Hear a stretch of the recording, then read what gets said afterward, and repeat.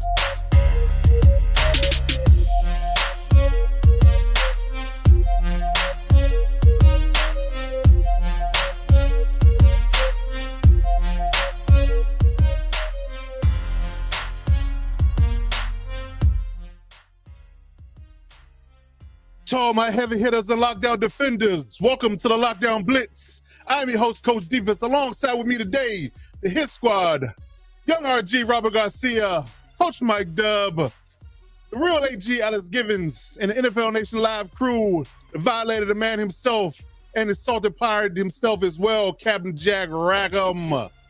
Gentlemen, what's happening? What's going on?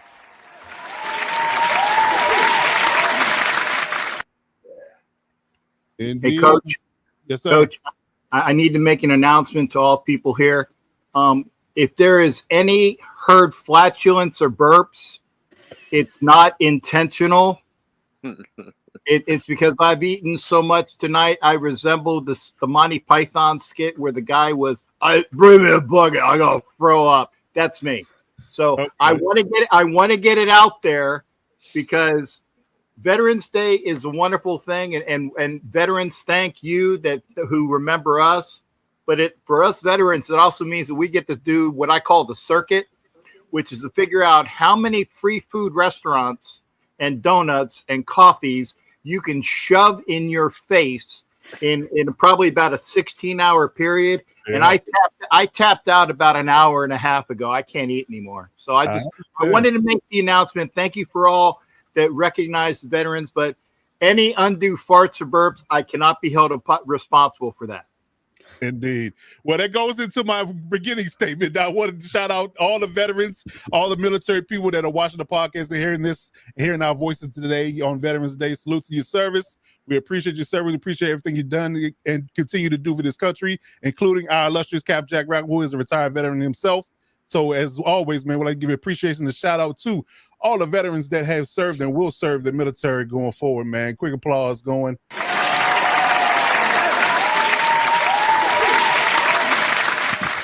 I just gave you a best comedic segue there, shipmate. I was looking out for you, man. I appreciate you. As always, man, as always. But yes, indeed, we are here, the NFL Nation Live crew, alongside with the Hit Squad. We are back for the Lockdown Blitz each and every Tuesday night, 9 p.m. Eastern Standard Time, right here on the Lockdown Defense Sports Network. Gentlemen, it is getting to week 11. Week 10 is in the books. We are here. We are getting down to the nitty gritty. You know, the bye weeks are coming to a close. We're getting into that last final push. It's getting cold outside for most people, you know, unless you live in those warm places like Cali and Florida. So, you know, if you are 40s tonight. In 40. Really? In Florida. Yes. Don't I want to hear no that Florida. That's the California. Summer, man. Come on. I get that it's, you know, it's like that's golfing weather. For you, that's nothing. But for us Floridians, where, you know, our blood is so thin that we get an air leak, if no blood pops out because our blood's so thin. It's cold out there. I was wearing double sweats today, going around to all the restaurants. Trust me on that. Wow. Okay. All right. Well, I'll let you live today since Veterans Day. I'll let you live. But yes, indeed, it is cold outside for most people, and we're getting into real big time football weather. So yes, gentlemen, let's go around the room and see how everybody's feeling today. Young RG, Robert, I see how you feeling, good brother. What's going on out there? Feeling good, coming off a nice dub. And like we mentioned, already talked about, just want to give another shout out to all the veterans, specifically my brother and both my godparents. My brother served in the Marines. Both my godparents served in the Navy. So I just want to also give a quick shout out to them. And of course, anybody in the chat, we appreciate your sacrifice. We thank you. And we're excited to talk some ball with you. Absolutely. Absolutely. Coach Mike Dub, what's going on, good brother? How you feeling out there? Feeling good. Happy to be here once again, echoing everybody's sentiment. Shout out to all the veterans out there. Hope everybody had a safe and enjoyable Veterans Day. And yeah, we're happy to be here for week, 11? Well, week 11 now. Yep, week 11 of the show. Yes, indeed. Yes, indeed. Yep. Violator, good sir. The man, the myth, the legend. How you doing over there? Doing well, and I want to make that the third echo. Salute to all of the veterans and those who have served. Hope you guys had a great day. And listen, like you say, this season is slowly slipping out of here. Now, we're still talking about it week to week, but some people are planning vacation time already. So let's go. I like that. You're right. Some people are definitely making Cancun plans already. Oh, yeah. Trying to get to those warm places while it's cold. I understand. Oh, yeah. I understand. Well, we got a preview of how Captain Jack Rackham's feeling. He is a little bit of an indigestion issue over there, but outside of Veterans Day, how are you doing, good sir? What's going on over there? Hey, I'm good, and again, thanks to all. I will say that unfortunately, I don't know if you guys heard this or not, but because of the airlines, I had a flight that was canceled to Green Bay on Thursday because I was supposed to be in Green Bay for last night's game. Yes, you were. I will say that I am allegedly here. Let me do if you guys can see the double cross fingers. I'm supposed to be getting all of my money back, which I do hope. And the fact is that I was a lot warmer, even though it was 40 degrees last night here and today here. It wasn't friggin', and I caught myself, Coach. I did catch myself on the FRID. Mm-hmm. It was friggin' cold in Green. You couldn't see it from the show. It was like 19 degrees, folks. I have that on good measure. It was at least 19 degrees. I believe it. Yeah, they were layered up out there. In a rough game. That would have been a rough game to stand through. Not gonna lie. I didn't get to watch it, but right. You didn't miss much. From the score updates, I felt like I did. Right, you didn't miss much at all. It was definitely watching paint dry. It was like that. Watching paint dry for sure. It was definitely a snooze fest. Definitely a snooze fest. But yeah, speaking of Real AG, Alex, give us how you doing there, good brother, outside of Disney blackout. How you doing?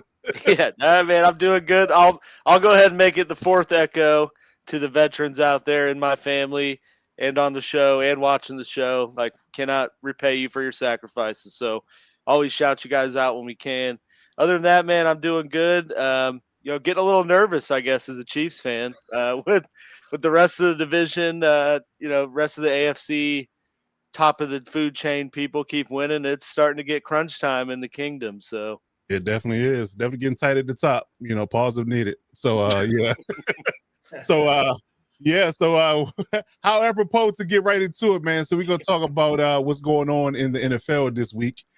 We are missing ref this week. He is here in spirit. He's definitely with us in spirit, so he'll likely be back next week. So we'll look forward to that. But let's get into some headlines.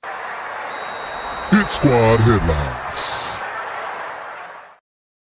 All right. So the hot button news, it's actually some couple of things came out today, but the first thing, most I guess it's an unprecedented thing that we didn't think was going to happen that happened yesterday was none other than Brian Daboll getting fired.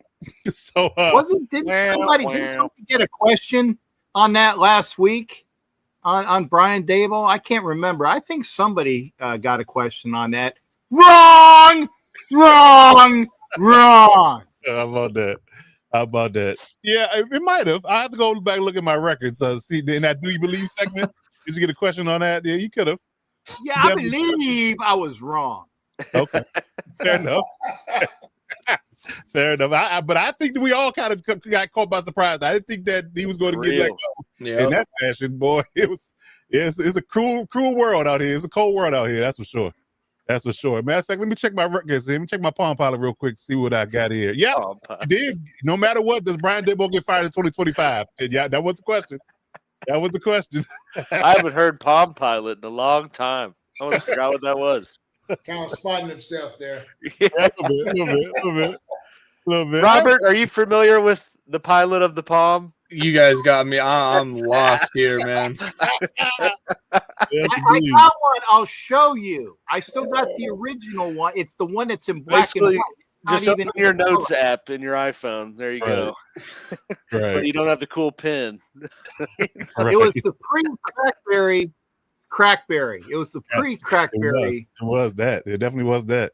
Yeah. So, but yeah, Cap, you're absolutely right. You did get that question last week, and right apropos, less than a week later, he gets canned. So, so let's talk about where did they go from here. I would argue that I feel like Joe Shane should have went with him, but I mean, I don't know what the Mara family is doing on top of that. I mean, it's just a long litany of embarrassment, and we thought, most of the panel thought that him drafting Jackson Dart might have saved his bacon, but it's just a lot that going on. And the more I thought about it, between the concussion issues with Jackson Dart, him trying to circumvent the independent specialist, and him blowing leads, and just his overall record being 13-38 since his 8-2 start of his first year, 7-2 start of the first year. It was brutal. It was brutal. But now Mike Kafka is the interim coach over there, so we don't know exactly how that's going to roll. I mean, he's a former NFL player, rising coach, so we'll see. But let's start with young RG, man. How do you feel about this situation, and do you think it was justified? How do you feel about it? What's your first reactions to the firing?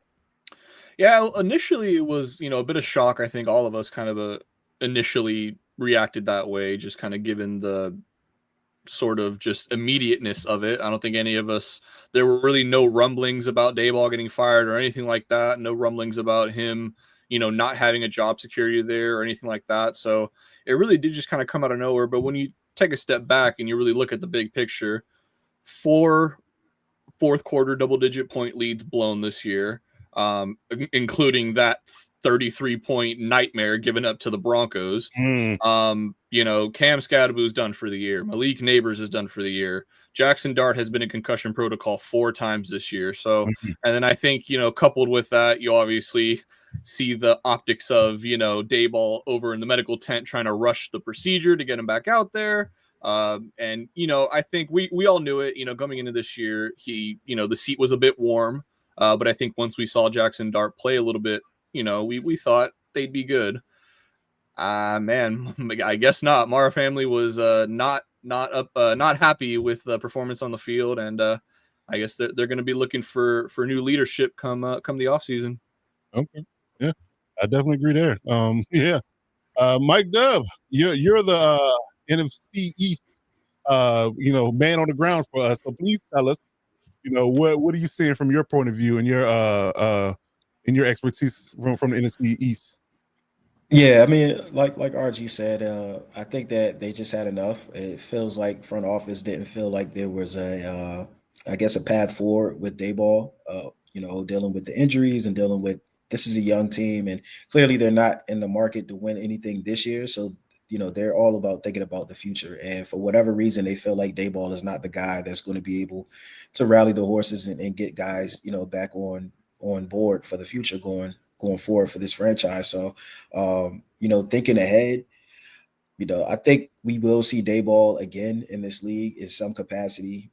Might be as another coach, it may be as a coordinator. He's, clearly shown to have success. I think the guys do respond to him well. I think they do play for him. New York is a tough market, so it's not easy for people to be in that situation. And of course, he wasn't dealt with the best hand to start out with, but there were things that I think that he'll probably learn from. I'm not so convinced to say that he was a complete failure or that he will be a complete failure. Who knows? He may find success in another place. I personally like Daboll and think that he probably will land on his feet pretty well. But as far as going forward, I think that this is definitely, a prime job for any young coach coming in. There are a lot of names that we've heard circled around. I've heard, former Raider coach Antonio Pierce's name get thrown in the mix. He's a former Giant. I don't know if it's a rumor or not, but I saw that name. There are a few other names that get thrown in the mix, but whoever's next in line, I think that's a great job. Just dealing with the roster and what they have going forward. So we'll see what they get going in the front office, but I definitely think that this is the last time that we'll see Daboll. He'll get another shot, and probably as a coordinator, and then eventually, get his another chance as a head coach as well. So, sorry to him, and sorry he had to end that way, but hey, we don't have to worry about him. True indeed. Violator, good sir, how you feel about this firing? What's your reaction, and what do you think is the path forward for the Giants? Well, to me, it was a shock because, like I say, the previous show, he was the subject of topic. And I think I remember saying that, with bringing in Jackson Dart, that would give him a little leeway. But to the contrary, and I was hearing some stuff today coming through the wire that the fan base had already been voicing their opinion since the beginning of the season on Daboll. And I guess, with injured players, which is unfortunate, but it's part of the game, but putting their quarterback in harm's way with these design quarterback runs, the fans were like, look, you're getting ready to injure our insurance. And look, he's had, about four concussion protocols, 4 or 5? Yep, 4. Already this season. So that means a short career. And so the fan base is, in this day of the internet, I guess the front office was inundated with comments as to Coach Daboll's future there. And, they always say when we start listening to the fan base, we're really in trouble. So let's see how this irons out with the Giants going forward. But like I said, wish Coach Daboll the best, and he probably will pop up real soon as a coordinator somewhere. There's a dire need for, versatility in these offensive play callers, and we'll get into that deeper into the show. But he's going to be a hot commodity. Okay. Fair enough. Captain Jack, how you feel about this firing? Although you had a nice, lovely take that the age like milk for last week. But tell me how you feel about this firing. Let's put it this way. Obviously, the Giants blew more games than hookers outside of Allegiant. So, that's the reason why. Damn. I just thought of it, and I said, this one works, and it does work. But the point is that, and you're right. Daboll is going to come back as an OC. Remember, he was the guy that made Josh Allen click, run, and gun up in Buffalo, and that's where he got his job from. So he's going to be a guy that is going to be highly sought after. I think that somebody's going to use him as an OC because of that. His skills as an OC is near second to none. I say near second to none, and he's going to get another job because of it. And I already saw Willie Wayne says these rumors that Daboll's already come in Vegas for OC. I've heard that. Yeah. Okay. I'd like to hear those rumors because, again, it's all conjecture. And who said something about AP being tagged for? Yeah, he has been. Yeah, he's one of the top candidates. I tell you what, Dub, if you want to have a run at the NFC East, make sure AP gets the job in New York. Okay? That bad? Yeah, he's that bad. I mean, and again, this is love. Antonio Pierce, to me, is one of the best motivating cheerleaders where people will get behind him. That I will give him. He is a great coach in that respect. He wants to touch players.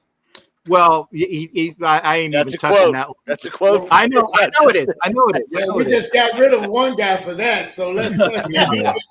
You did. Yeah, and hopefully we'll get some money back on that contract as well. Hopefully. But going back to the point, AP is, and he's a true Raider in that respect. He is also a true Giant.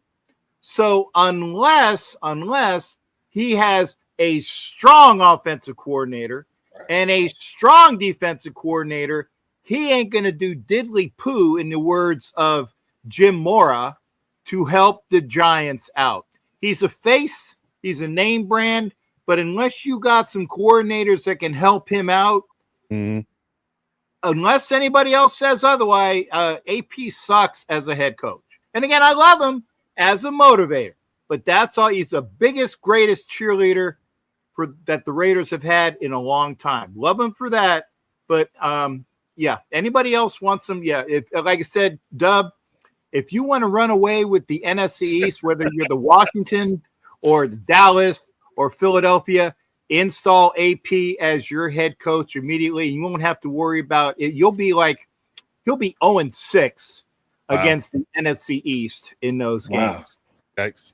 Damn. Wow. That's crazy. Unless you play Kansas City at home or away on Christmas. That's probably your only saving bet. That's all you got. So you only saving grace. Yeah. I understand. Okay. All right, the real AG. What do you think about this Daboll firing? What do you think the pathway forward is for the Giants and Brian Daboll for that matter? Yeah, I mean, I think the firing itself is a little surprising, but not a total shocker. I mean, I think the writing was on the wall. We all shared the sentiments that by them bringing him back, letting him trade back into the first round, get Dart, and it kind of looked like it was working, that he bought himself more time. But I think it was just really the perfect storm brewing, and the way they lost that game to the Bears was sort of the final straw for the owner. And he's like, all right, I'm done paying this guy. I agree that it's a little alarming that they kept Joe Shen on top of that, because he's kind of been paired with Daboll. They've both been paired to the same mistakes that were made, paying Daniel Jones, not retaining Saquon, whatever. And it's, I guess, weird to see that they're keeping him, but he must have he's either got some blackmail on the owner, or they're giving him all the praise for the draft picks they've made. Because I do think they've drafted well these past couple of years. It's just, unfortunately, injuries have piled on, which you can't really put on the coach. But when all that compounds with the manner in which they're losing, and it looks like maybe even more injuries on their horizon, like somebody's got to take the fall, and that's Daboll here. So, it is what it is. Like I think Dub said, sucks for Daboll, but I mean, he is a great play caller, and some guys are just great play callers and not great head coaches. And that's, totally fine in the NFL. So I do see him being a coordinator, if not getting another shot at a head coach with some team that's got maybe a young, promising or developing QB and wants to give him another bite at the apple. But I think my hot take was Joe Brady's going to get a job. Daboll's going to go back to Buffalo and get another head coaching job in 3 years. When the cycle comes back and people forgot what he did in New York. But and to whoever they're looking for, I will say, I mean, New York is generally, just a difficult place to be successful. Since Coughlin left, I don't think anyone's been good for the Giants head coaching wise. Same with the Jets. I mean, they're longer than that, but it's just for whatever reason, it's just difficult to be successful. It's right. And I'll say with Kafka too, I think it's interesting to see him be the head coach, because that's a guy that they've blocked from being interviewed by other teams. So someone that they've, used the powers that they have to keep him in the building. So, maybe this is the tryout for him. And if things look good, or they win a close game here and there without totally falling flat on their face, it might be his job to lose. Okay. Yeah, that's the thing about interim coaches. If they do pretty well, the fan base gets behind it and want them hired. And, some owners, take the bait and some don't. But I guess it just depends. Beware of that. Yeah, that is true. Beware of that. Yes, in case of point. That about brought up debate. Yeah, right. Too long ago. Indeed. So that's a tricky situation. I guess it really just depends on how they feel about the current coaches in this new cycle. If they really are hot on another guy that they really want to go after and hire as their new successor and who's going to work with Jackson Dart. And I would argue it needs to be, although they had one already, needs to be another offensive guy, to get Jackson Dart on the right track. With Scatterbull coming back and Neighbors coming back and things of that nature. You got a good team.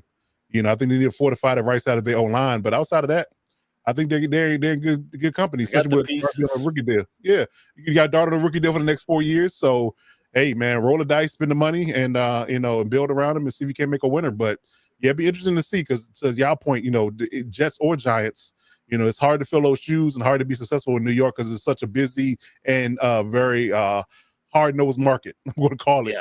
hard-nosed market. So it's not Possible. not for the faint of, yeah, I know, but the Jets for sure. But it's not for the faint of heart, is the bottom line. So we'll see how things go. But I got a little bit of a hot take. They're talking about not even Joe Brady moving on, but they saying if McDermott don't get it done this year, he might be out. And Josh Allen's going to pound the table for Daboll to be hired to come back for him and get him over the hump. So that's something to watch. Yeah, that's something to watch as well. So yeah, they was even saying that he might bring him back as an advisor or advisory role to kind of help with the offense because they can't seem to get out their own way right now. But I don't know if they will do it or not. But if I'm Josh Allen, I'm picking up the phone. I'm telling hey, bring him in. Do what we got to do. Do what we got to do. I kind of think McDermott is feeling the heat also, him being a defensive background guy, and the defense really is their Achilles heel right now. You've got Cook getting his yards and being consistent. They've got a decent receiver room, and the quarterback's doing his every day. But that defense is collapsing in the third and fourth quarter of games, and that's why I think McDermott is really on the hot seat. You can kind of see his demeanor on the sidelines of late of that stress that he's thinking about, hey, I might be out of here if I can't turn this around. Yeah, I would argue if you don't go deep into the playoffs or get to the Super Bowl finally, again, and then having that crisis on defense and offense for my money, because having a good receiving room is being generous, in my opinion. Yeah. Coleman hadn't really panned out. Khalil Shakir is a slot guy that can't seem to get him the ball at all. Now Dalton Kincaid, who's their best receiver as a tight end, is hurt at this moment. So yeah, it's gonna be interesting to see how they fare because I think they got a tough opponent this week. So it's going to be. And they've lost 2 division games already. I know the Patriots don't seem like they're looking back. They lost to the Dolphins. Right, and the Falcons. It's just 2 mysterious losses that you can't explain. We don't know anything about this year. We're still 10 weeks in, and we know absolutely nothing. We don't know anything. That is the mantra of 2025. We don't know anything. That is for sure. But we'll see how things go, man. We'll keep monitoring the situation as time goes on. But let's stay back. Let's stay in. Let's fold over to the AFC, and talk about the Ravens and Bears. Apropos to RG and I's commentary on Electric Shock Pod earlier today about the Steelers getting throttled by the Chargers on Sunday night. The AFC North is looking real attainable today, as it was when it wasn't 3 or 4 weeks ago. So starting with the Ravens, they start off 1-5, and now they're catching fire. I think they won 3 in a row. They're looking like, they're starting to piece things together, move some things around, got some personnel changes, much like they did last year, and things are starting to click on defense as well as offense, got Lamar back. So, how do y'all feel today about the resurgence of the Ravens, and do you believe that they can ultimately, make a run at this thing, either at a wild card or maybe win a division? Going versus order. Let's start with AG. Let's start with you. Yeah, no, I 100% believe that the Ravens can make a really, really big push for the AFC North title. Honestly, I think the AFC North might shape up to be the most exciting division to watch in terms of the race of who's going to win it. Because you also have the Bengals that if they could just win 2 of their next 3 games, you're looking at bringing Joe Burrow back, and they're right in the fold too. So it's a crazy division. Ravens are definitely getting hot right now. They're playing defense actually, which has been surprising based on the first half of the year and getting Lamar back. So I don't know how you don't have faith in them, especially with just how inconsistent the Pittsburgh Steelers have looked. And I think, the Chargers kind of showed a lot of those issues and what to do to force them. and I think teams are going to start, Pittsburgh's going to have a tough time to kind of build off of their early season success. Yeah, that's a good point. Somebody made a point on a show I was watching, I think it was yesterday, that the Steelers have the run hot and then at the early part of the season, then they start to cool off in the middle part, and they just take a downturn throughout the regular season, and then ultimately they just fizzle out at their playoff berth and ultimately end up one and done. So yeah, that could very well be the case. Aaron is not a spring chicken, and he's starting to look like his age now, coming into the back half of the season. So that's a great point. That's definitely a great point. Cap Yeah. Jack, how do you feel about the Ravens and their resurgence? Well, I mean, before we even go to the Ravens, let's talk about how soft the Steelers are. And you saw that. And people were saying how you know, and Pittsburgh fans, God, I hate Pittsburgh fans. Well, I kind of hate a lot of fans, but Pittsburgh fans, when you hear that damn, you know, Stairway to Seven song, you know, and how they're gonna, you know, gold and what they're freaking called, like gold and black and whatever Black and yellow. I mean, it's horrible. I don't want to hear any of that again. They You know were what, the. I They think were I think I'm on to something with you. Anybody that refers themselves as the nation, you have a disdain for them. They call themselves True. the nation. True. Why is that, Coach? Why is that? I have disdain for anybody that calls themselves the nation. Well, enlighten the There's panel. only one. Because there's only one Well, nation. I don't want to Under say God. I don't want to say Indivisible. you tell us why it is. No, you said that. Somebody said it. I think it was. He said it. I think it was that Kansas City guy. Thank you He there. did. It was the lawyer because he knows better. But the thing is, it's like here it is. They were the softest. Was it strong team in their division? Okay, my God, and Aaron Rodgers looks like Can I say dog shit on this program? Really? Yeah. Okay. We're past 15 minutes. I I think you're good. Yeah, we're past the threshold.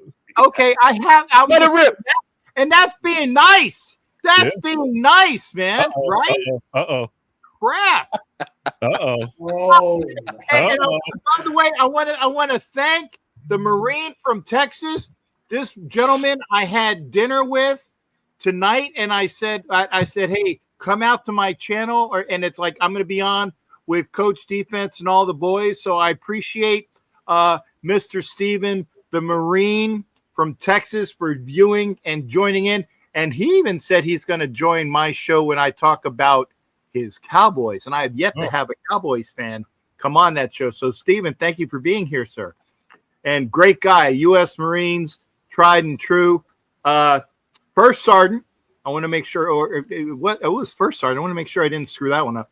But yeah, great guy. And that's one thing I liked about when you go out and meet on God, I know I'm supposed to be talking about something else. So I apologize for the segue. But when you go out on Veterans Day and you are out with all your federal veterans stuffing your gourd until you can't eat anymore, and you're cramped in all these restaurants because there's only so much space, you get a chance to sit down with your shipmates, no matter what service they were in, and enjoy the dinner again. So again, Stephen and your wife Jazz and your kids, thank you for popping in. Now we were talking about the Ravens. Yes. Yeah, I'll get back to it. I swear I'll get back to it. Right.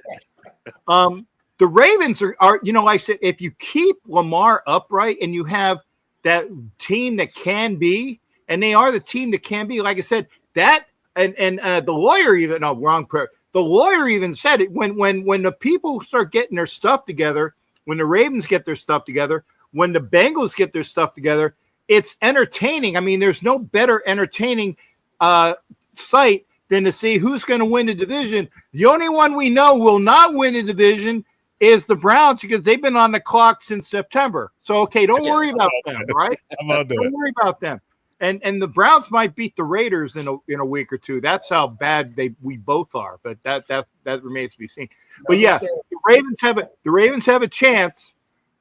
The Bengals have a chance, and the Steelers, you might want to figure out that your peyote smoking quarterback needs to go sit in a shack somewhere and start dating better chicks, because every time he goes from this girl to that girl to the next girl, he goes down a peg each time. So your quarterback sucks when he starts when his chicks go down too. Wow.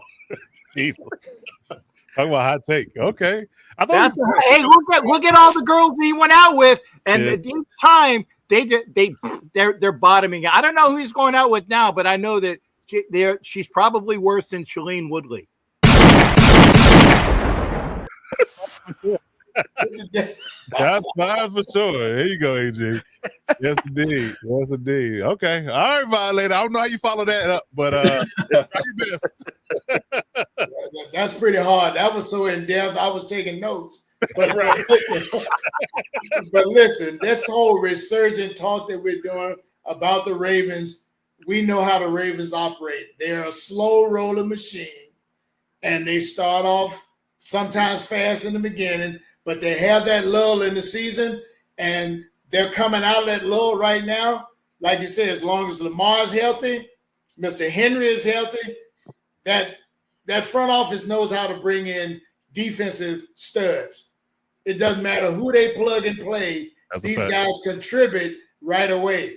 So kudos to that front office for having that hub, which is the defense, helping them to possibly go back and be in that championship race. I'm not worried about them resurging. They just kind of took a hiatus in the middle there.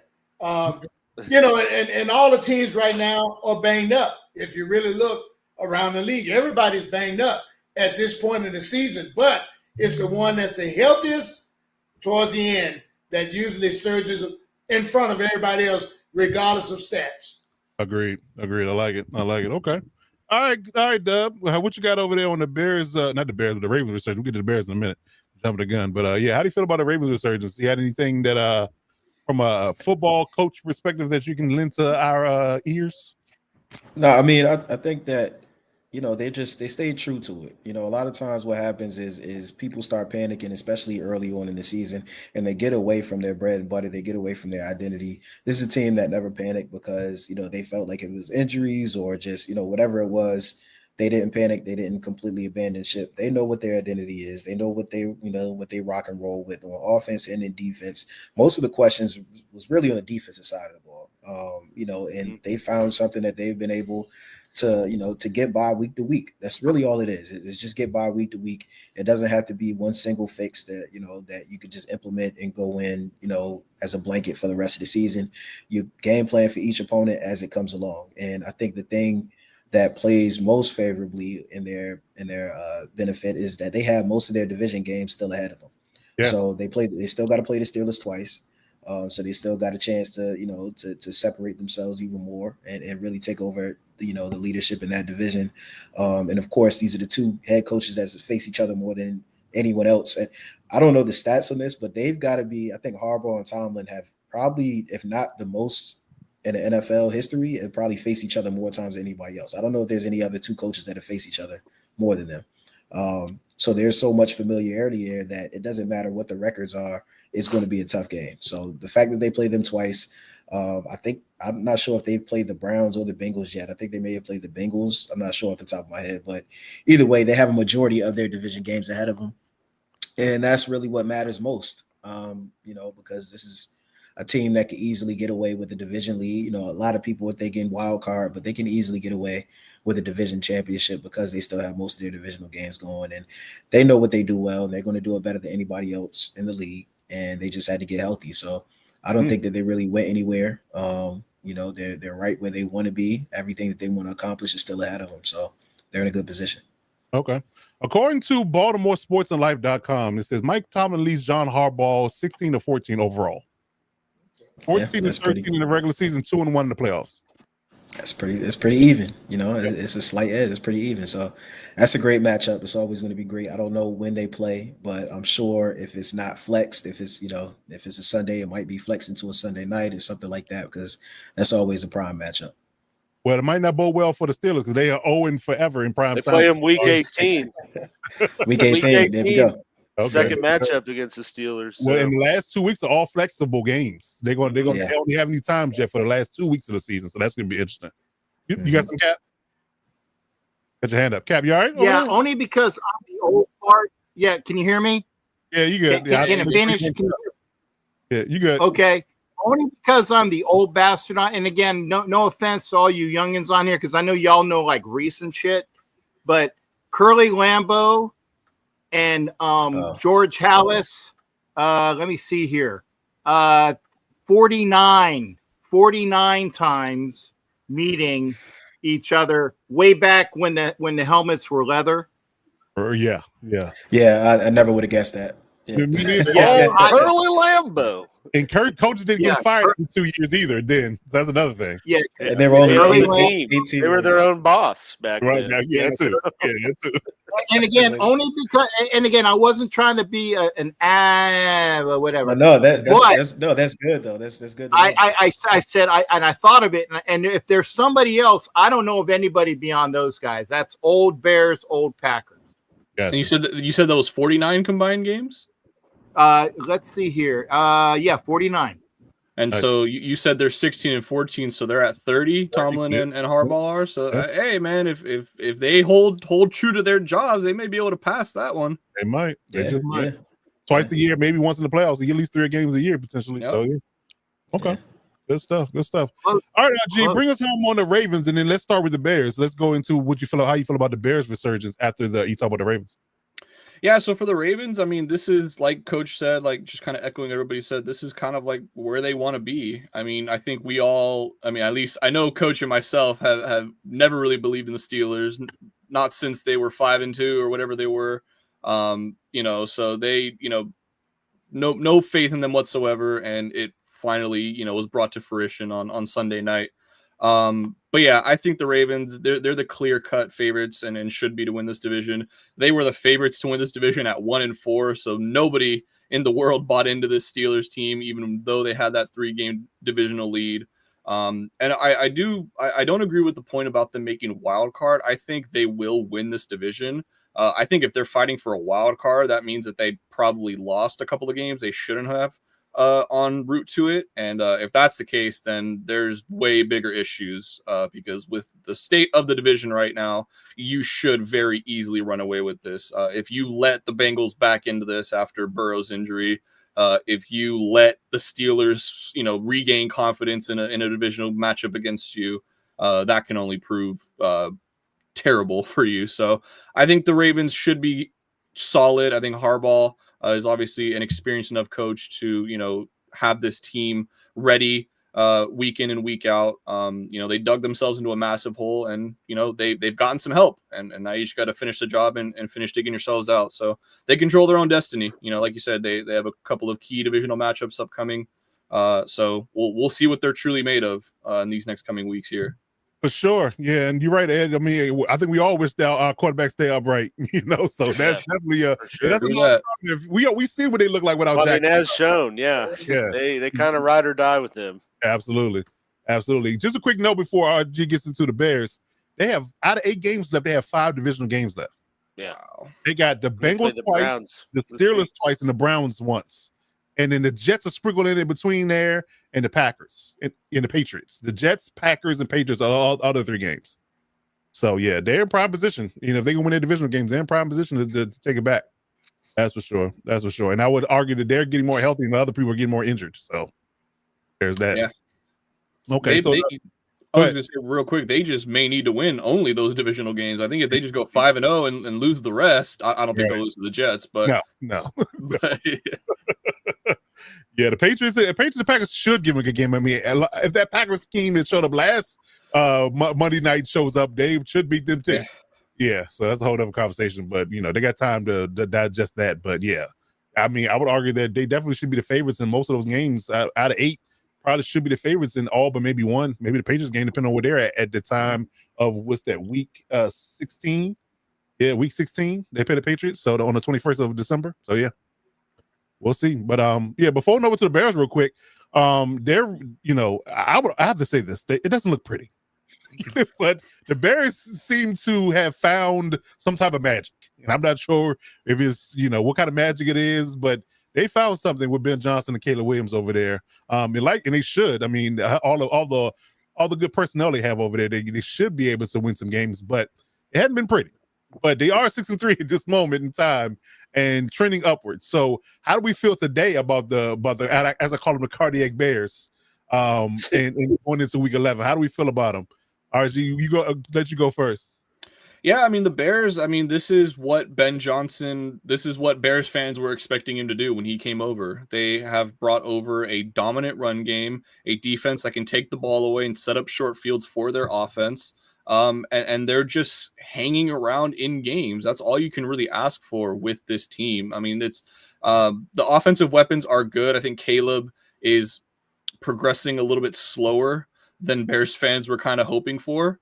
I think Ben Johnson's offense, it is a lot. It is a very complex offense that they run. The Lions and Jared Goff will, tell you about that. So I think, Williams is still adjusting to it. And I think we're seeing the adjustment in real time. But I mean, the Bears, like I mentioned, they're clearly the best team in takeaways. They're 6 clear of the next team. It's the Bears and then the Jags. They're second in rushing yards per game this year. So like I mentioned, if you can bring a dominant run game and bring a dominant defense, you can win in this league. You can win any game with that recipe. And as long as they're not turning over the ball themselves, which they are not, again, they lead the league in turnover differential. This is a recipe for success. I mean, the biggest matchups for them are now going to be their divisional matchups. I think similarly to the Ravens, I think they have 4 or 5 divisional matchups left in their schedule. I could totally be wrong about that. Yeah, they have 4. They have 4, yeah. So I mean, this is you're 6-3. You're primed up for 4 more divisional games. Do you know which team is the one they face twice? Packers. I mean, that's the big one right there. So I mean, this Lions is week 18. Lions week 18. Boom. So I mean, these are going to be the games that make or break you as a team. You're going to show us what you're really made of. Yeah, good point. Great point. I just want to I have to say this. Going back to Brian Daboll real quick. We cried the river for Brian Daboll, but listen here. Brian Daboll is going to make $666,000 a month for the next 2 years. Oh, so with that buyout. And You said he doesn't 667. have to ride Jackson Dart anymore for that money either. Remember what I said last week? That's like when Ed Orgeron got fired from LSU and he said, "You're going to pay me how much to just stop? Where's the door?" Yeah. I think Brian Kelly's probably getting paid more than both of them. Well, there's a lawsuit going on about that because LSU is trying to say they're going to fire him for cause, so he can't get his money. Yeah, good luck. It's like the most Brian Kelly thing ever to happen. Yeah, what's the cause? The team sucks ass. That's the cause. I'm ready to say that. Yeah. What's the cause? Because. That's funny. I said so. This breakdown is hilarious. He gets 25 cents a second, $15 a minute, $913 an hour, $21,000 per day, $153,000 per week, and $666,000 per month for the next 2 years. Hey, it's a good job if you don't want to do it. I'm just saying. Maybe we're in the wrong business. That's all. Yeah, can I get paid that to not coach? Hello. Yeah. I'll pod 24/7 if we expect that kind of brand. So I'm just saying, you have to tell me to go home. You have to tell me to get off the air. But you can go on YouTube and just sell that right there. This is my formula. Right.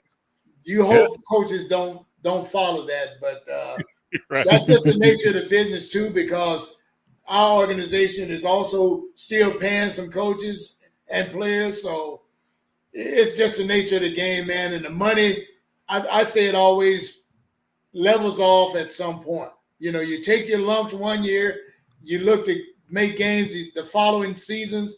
So it's just the nature of that money game, man. Indeed. But getting back to the Bears, but I definitely agree with RG's sentiments. They definitely the litmus test will definitely be the divisional games, whether they can play clean there and get to the point where they can compete in those matchups. Because outside of Vikings, the Lions and the Packers are not gonna roll over for you. That's for sure. All right, Doug, what you feel about the Bears today versus how we felt about them week 1? So I'm actually going to go on the opposite side of the spectrum, and I'm calling BS on their season. Yes, they have 6 wins, but out of their 6 wins, all 6 are against teams with losing records. Check this out. So they beat Dallas, they beat Vegas, they beat Washington, they beat New Orleans, they lost to Baltimore, then they beat Cincinnati and New York. And out of those 6 wins, right, 4 of them they had to come from behind from. So it looks good. I was going to say the same thing. It looks good. Fool's gold, yep.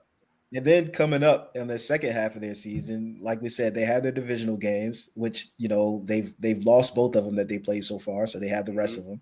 Then on top of that, they got Philly, they got Green Bay, and they got San Francisco. Oh, So it's not. I'm just saying maybe I'm wrong, but based on how they've been winning, I don't if know if they you had are. been, I don't know if you are wrong, listen, sir. listen, you have to just, I get it. You play your schedule. I can't blame them for playing the opponents that are on their schedule. But for you to be losing in almost all those games and to have to come back against losing those teams? six, against those opponents, come on, man. In Weren't the they second half up of the like season, a lot too on Cincinnati? It let Cincinnati come back. let and then- Cincinnati come back, and then so like I'm not buying it. I'm really Yeah. not. I've said it all along. I didn't like the direction they went with the rebrand as far as like trying to have this building their team around Caleb. The success that they have had has been around their run game. When they are successful, it's been Caleb, running the ball, or their two running backs. Swift has had a great year, and the rookie running back, he's had some breakout performances. But I think if they embrace that, I'll be more likely to say that, this is a team that could maybe, get into a wild card spot or compete in the future.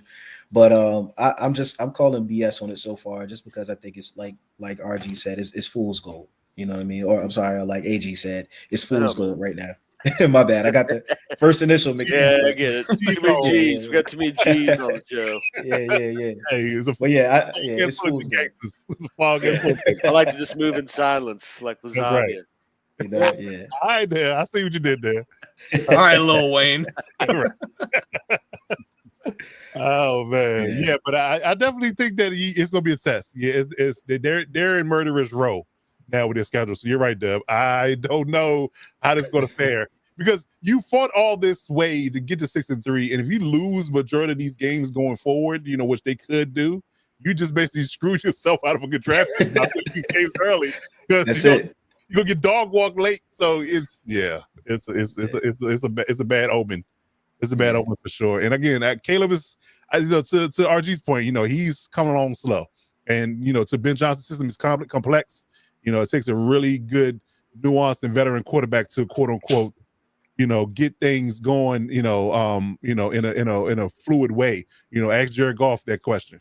I think if he was fresh in the league, he might be struggling with the same breadth of what Caleb's going through right now. So, yeah, it's going to take some time. I think it is going to take some time. But yeah, I share the sentiments as well with you. Violet, what do you have on the Bears? How do you feel about their season? Do you think they can keep this going, or are they going to fall on their face like Dub said? I'm not too hyped about the Bears. Like you say, they're in season 1 of this Ben Johnson rebrand, and from what I'm seeing, they do have a decent running attack. Romo Duze is okay in the receiver room, but Caleb, to me, tries to take on too much and be a hero, and he won't last long at that rate. He has all the attributes.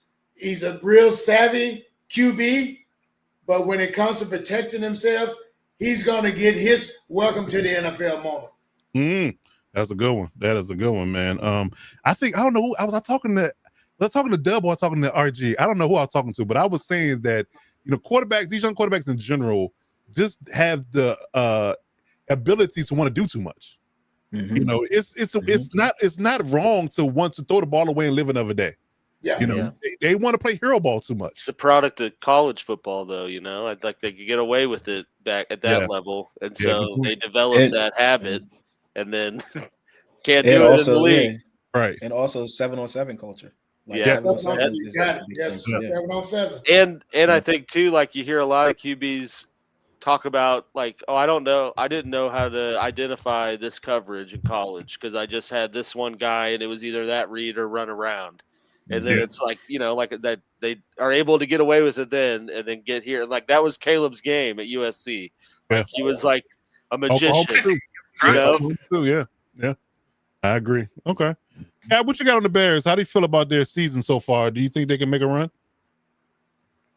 God, I hate saying this, but what was it that dude? I think his name was Al Davis said was just win, baby. Yeah. I mean these wins have been fugly up to including the blocked kick that beat the Raiders, and I'm gonna throw this out here as well.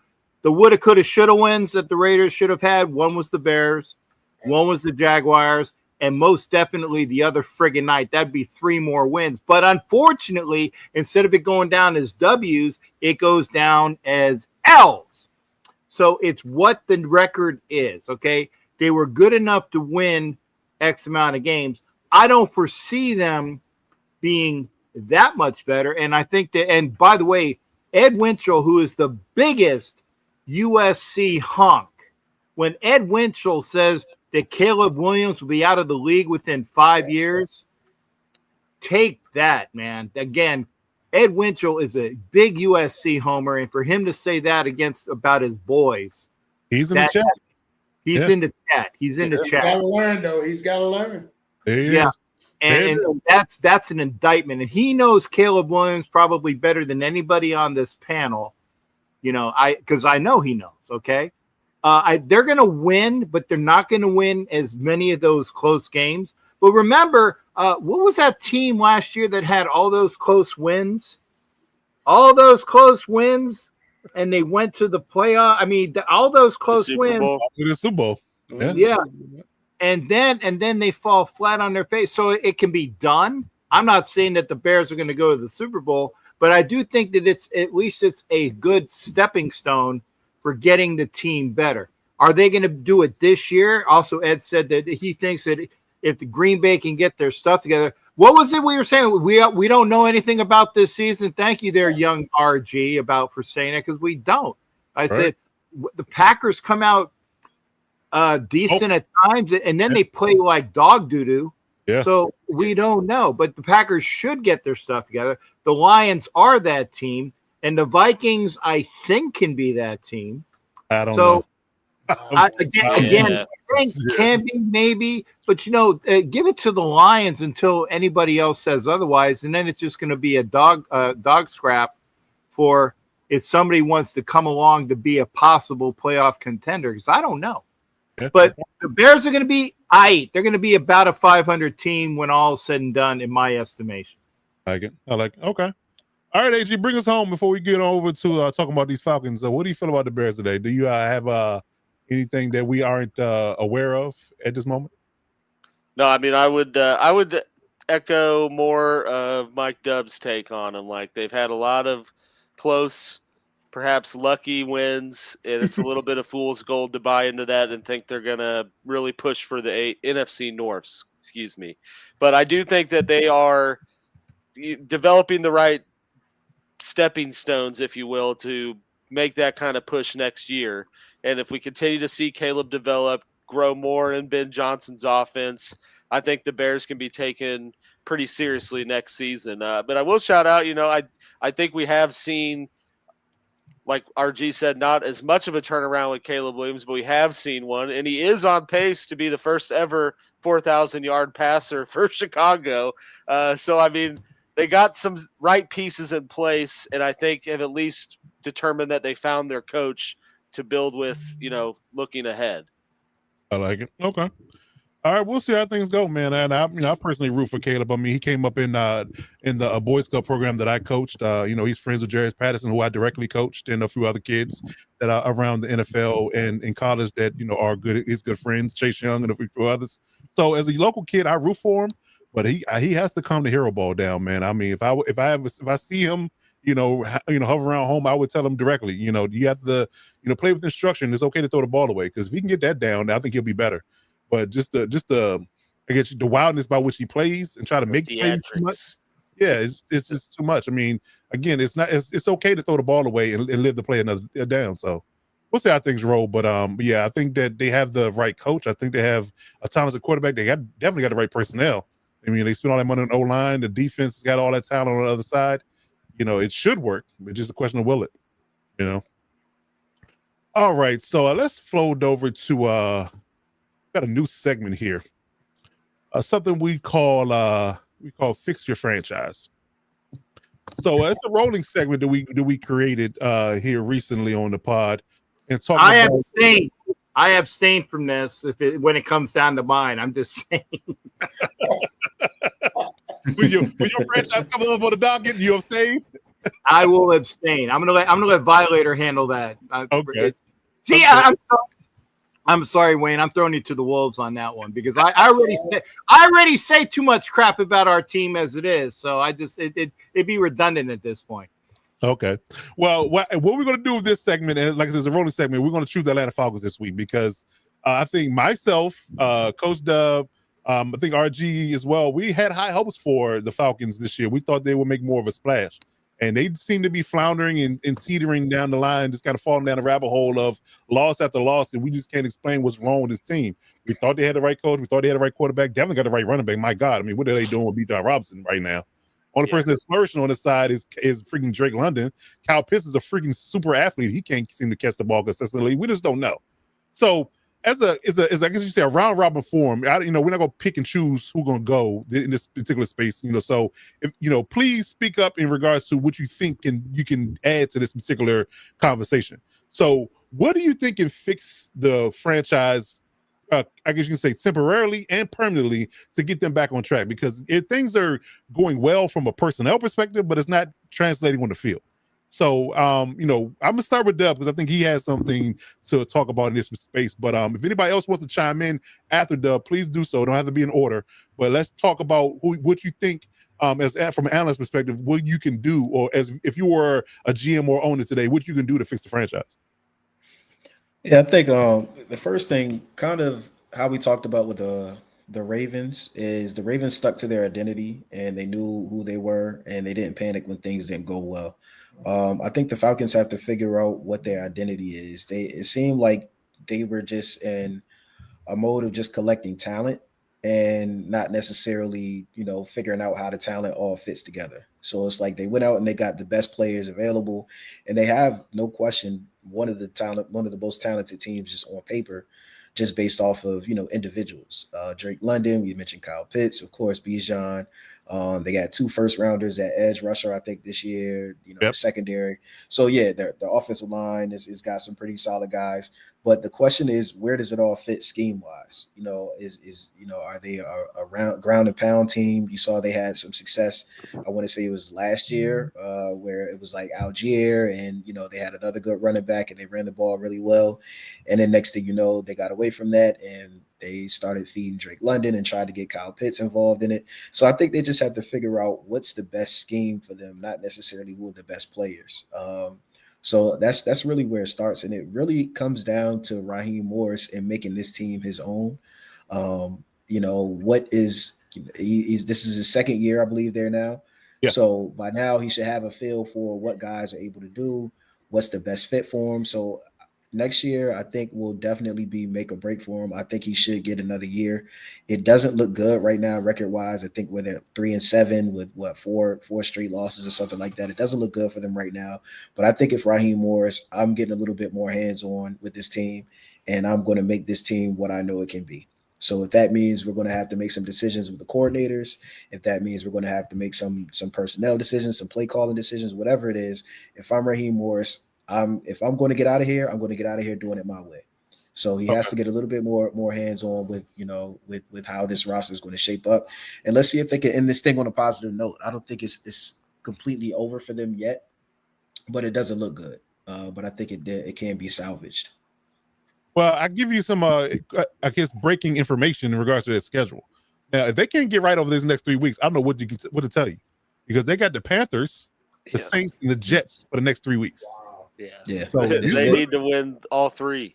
Yes, this really could be make or break. If they lose any of these games or all 3 for sure, that could be a hot seat conversation. Because if you can't get those things done, I don't know what we're doing here. Because clearly you're the more talented team on paper on all of those fronts. So yeah. And go ahead. Even going back to the decision that they made to pay Kirk Cousins all that money for him to just come in and then trade up to draft a quarterback that same exact year. Mm-hmm. It's like it doesn't seem to be any type of rhyme or reason to what they're doing aside from just collecting whoever they think is the best players on the market at the time. So, they have to, at some point in time, you have to have some type of plan. I'm surprised that they weren't as involved in the trade deadline as we would have thought they were. But for whatever reason, they feel like they have what they need in the building, and they're going to find a way to make it work. But I just hope, and I don't know how involved Raheem Morris is with the day-to-day and how involved he is with the roster and all those things like that.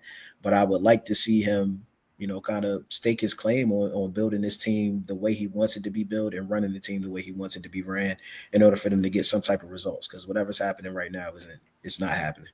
I like it. Their only 2 wins are against the Bills, ironically. That was an ugly, strange loss on Monday night. And then they beat Commanders in a shootout, 34-28. And the Vikings. Minnesota, yeah. They got 3 wins. They're 3-6, I think. Oh, yep. I didn't scroll that far enough. You're right. They beat the Vikings second week. Yep, you're right. I'm sorry. Yeah. So, that should tell you a lot. Here's my take on the Falcons. From my viewpoint of it, Mr. Blank is getting up in years. And what I've seen the last couple of seasons is them, like Coach B said, bringing in talent. Bringing in that talent, and they don't gel and build that chemistry. Here you have all this talent, but you have an Atlanta Falcons team that really has no identity. Yeah. And you see it from week to week. You don't know if they're going to be heavy on the run, or they like you say, they've got this Pitts guy who I thought was going to be a phenom, but he can't seem to hold a rock when it's thrown to him. So basically you're looking at a team that's almost in desperation mode, and whether Coach Raheem has a chance to really put his fingerprint on it, overall you have a team with all this talent amassed and young talent, but no identity. Yeah.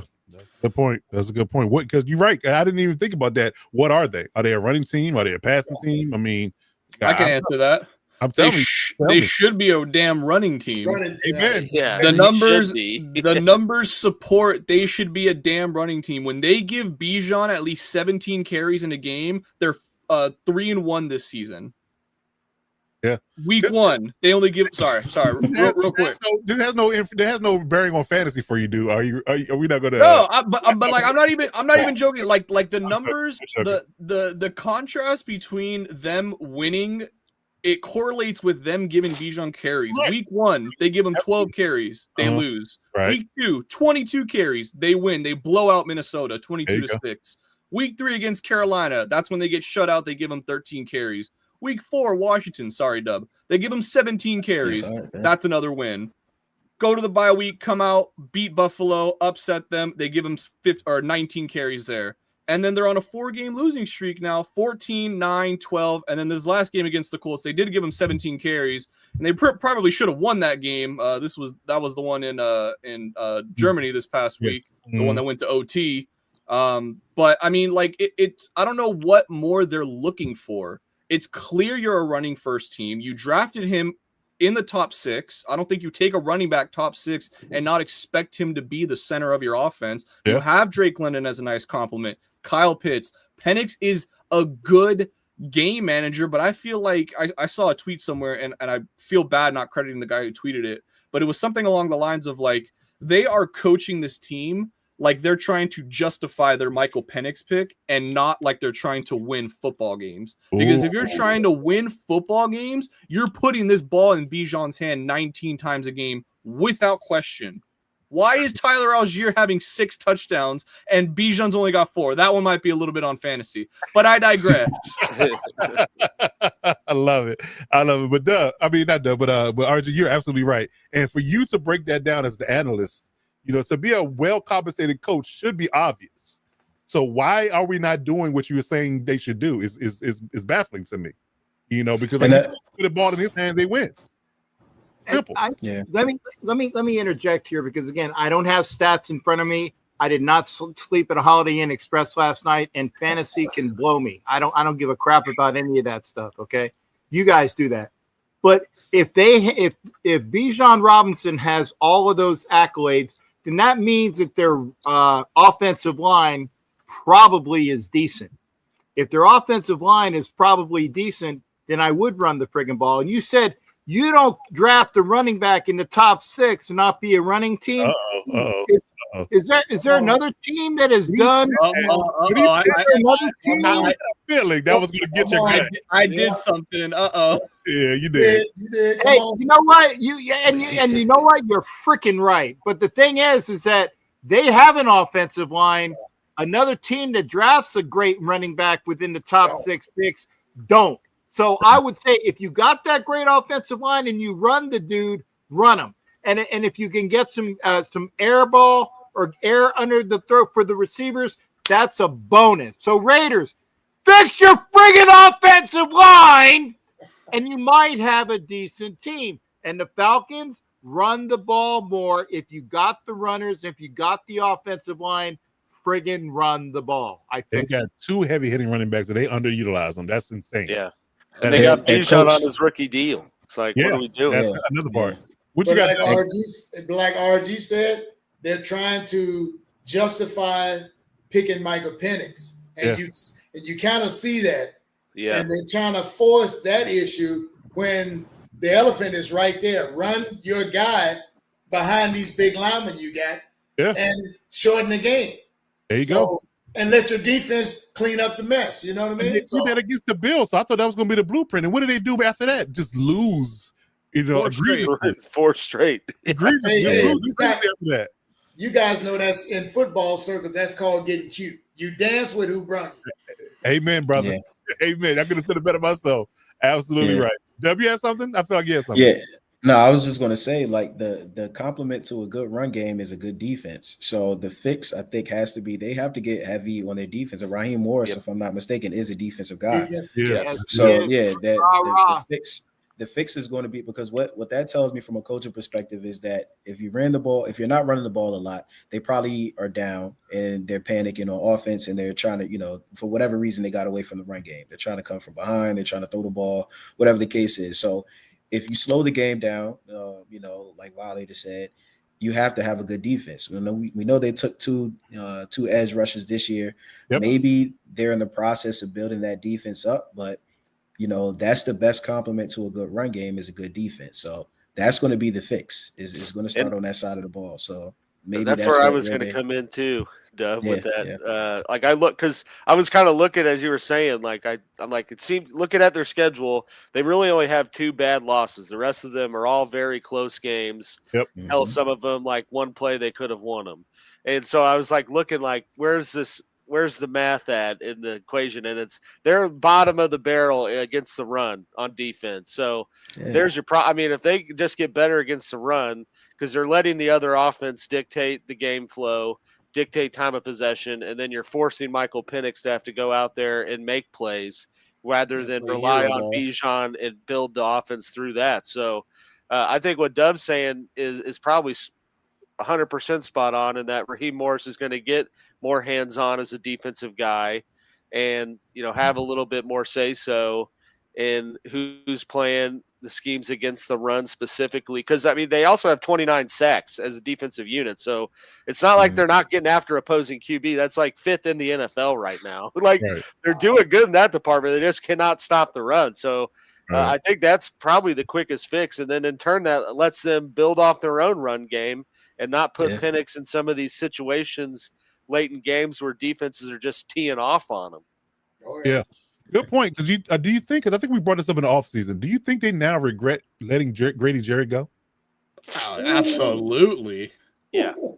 They have to. Yeah, they have to. Yeah. He was your run-stopping guy. He was that guy. He was that monster in the middle of that defense that was just shutting things down, period, when it came down to running interior. So they can beat in the inside of their defense, because I think the edges are holding up pretty well. I'm looking at Jalen Walker and James Pierce, what they're doing. They were wreaking havoc against Daniel Jones over the weekend.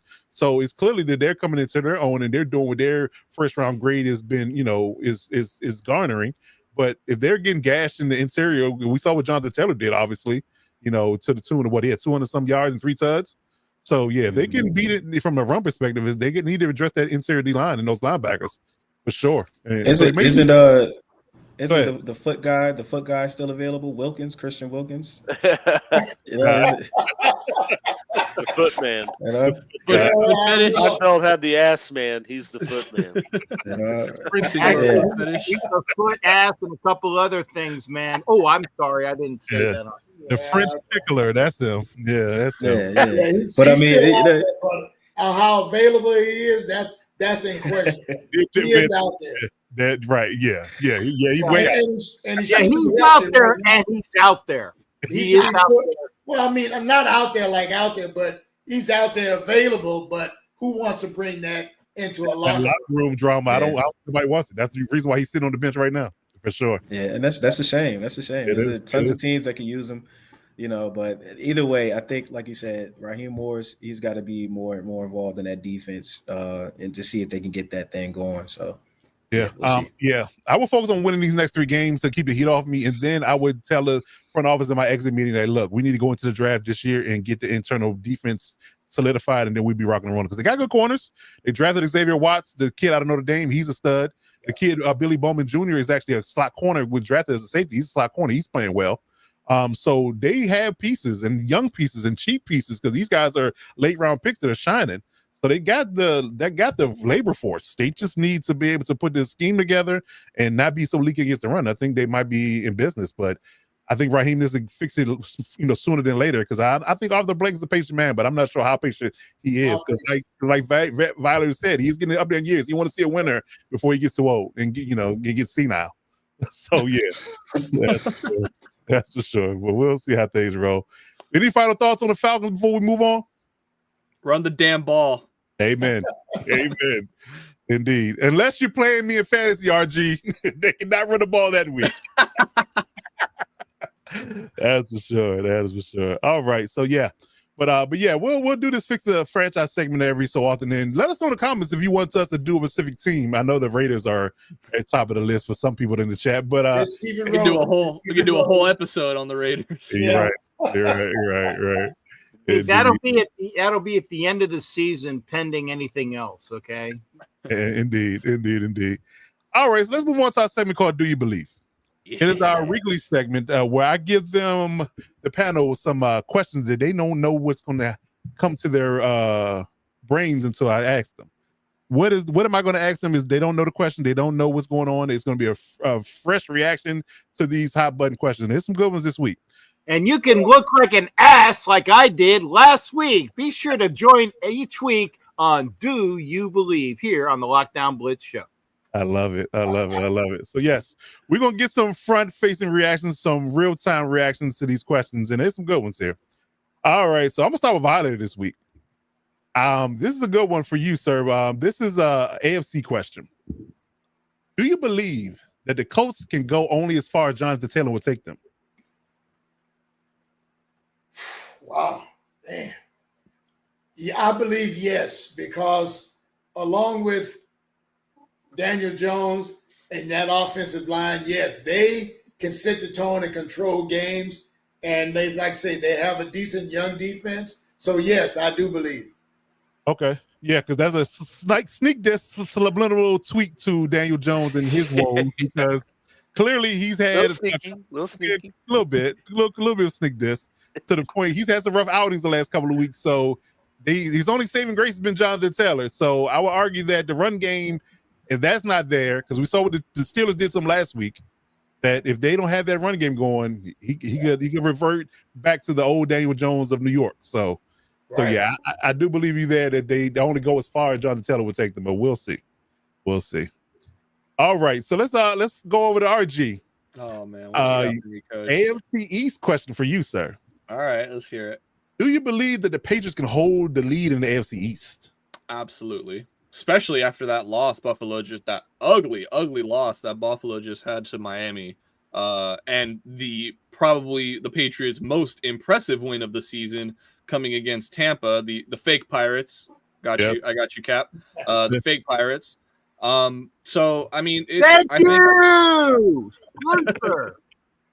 So I just think it's all coming up Patriots, honestly. They have a great defense. That money they spent in the offseason is well spent.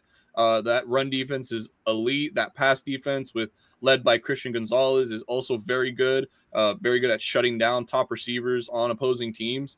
And Drake May is playing like an MVP candidate right now. So absolutely. The Patriots are riding high, and momentum is a dangerous, dangerous thing.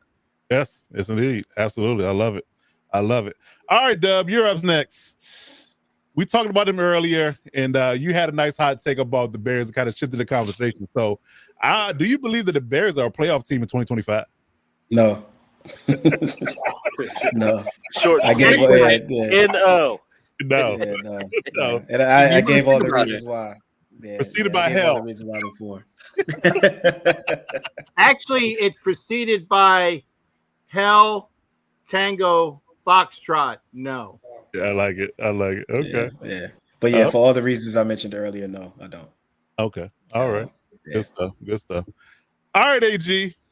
We're going to go over to take a ride out to the NFC West on this question. Do you believe that Sam Darnold could lead the Seahawks deep into the playoffs?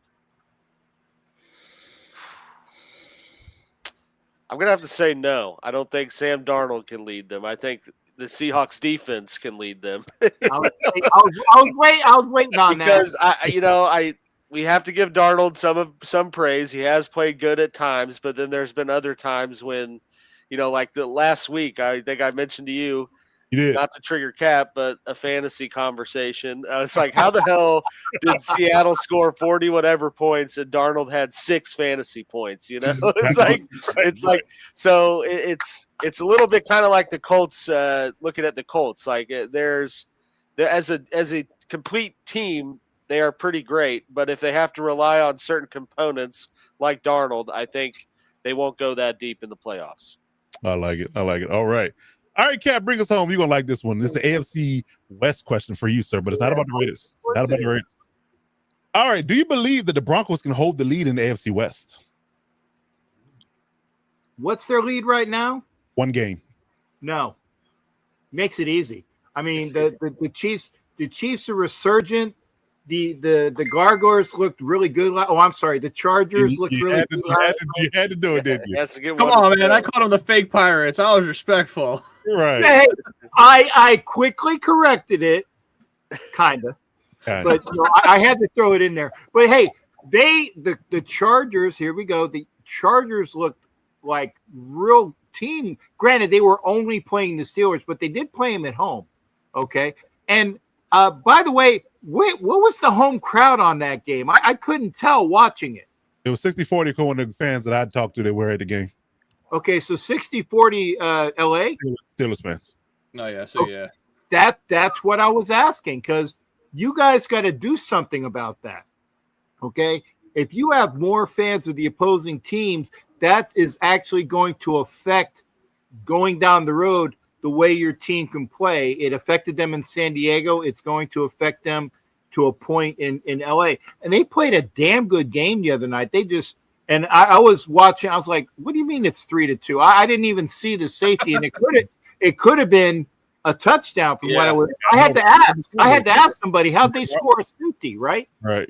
But they played a complete game as I was able to watch the game from my show, and the Chargers are upcoming. The Broncos are decent, but then again, they had a stinker, and they should have lost the other night. I hate saying woulda, coulda, shoulda. But they should have lost that game on Thursday night. I'm pretty much everybody on this panel will agree with me. And we all know about the resurgent Chiefs, okay? So 1 game is not a lead that's going to be, easy to maintain. I did, and I had the tape on this. I did say that the Broncos were going to win the AFC West on my show. They still have the auspices to be a playoff team.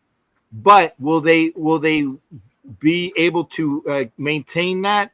As of right now, in week 10, 11, whatever the frick week we're in, no. That's a lead that is very, very attainable for everybody else.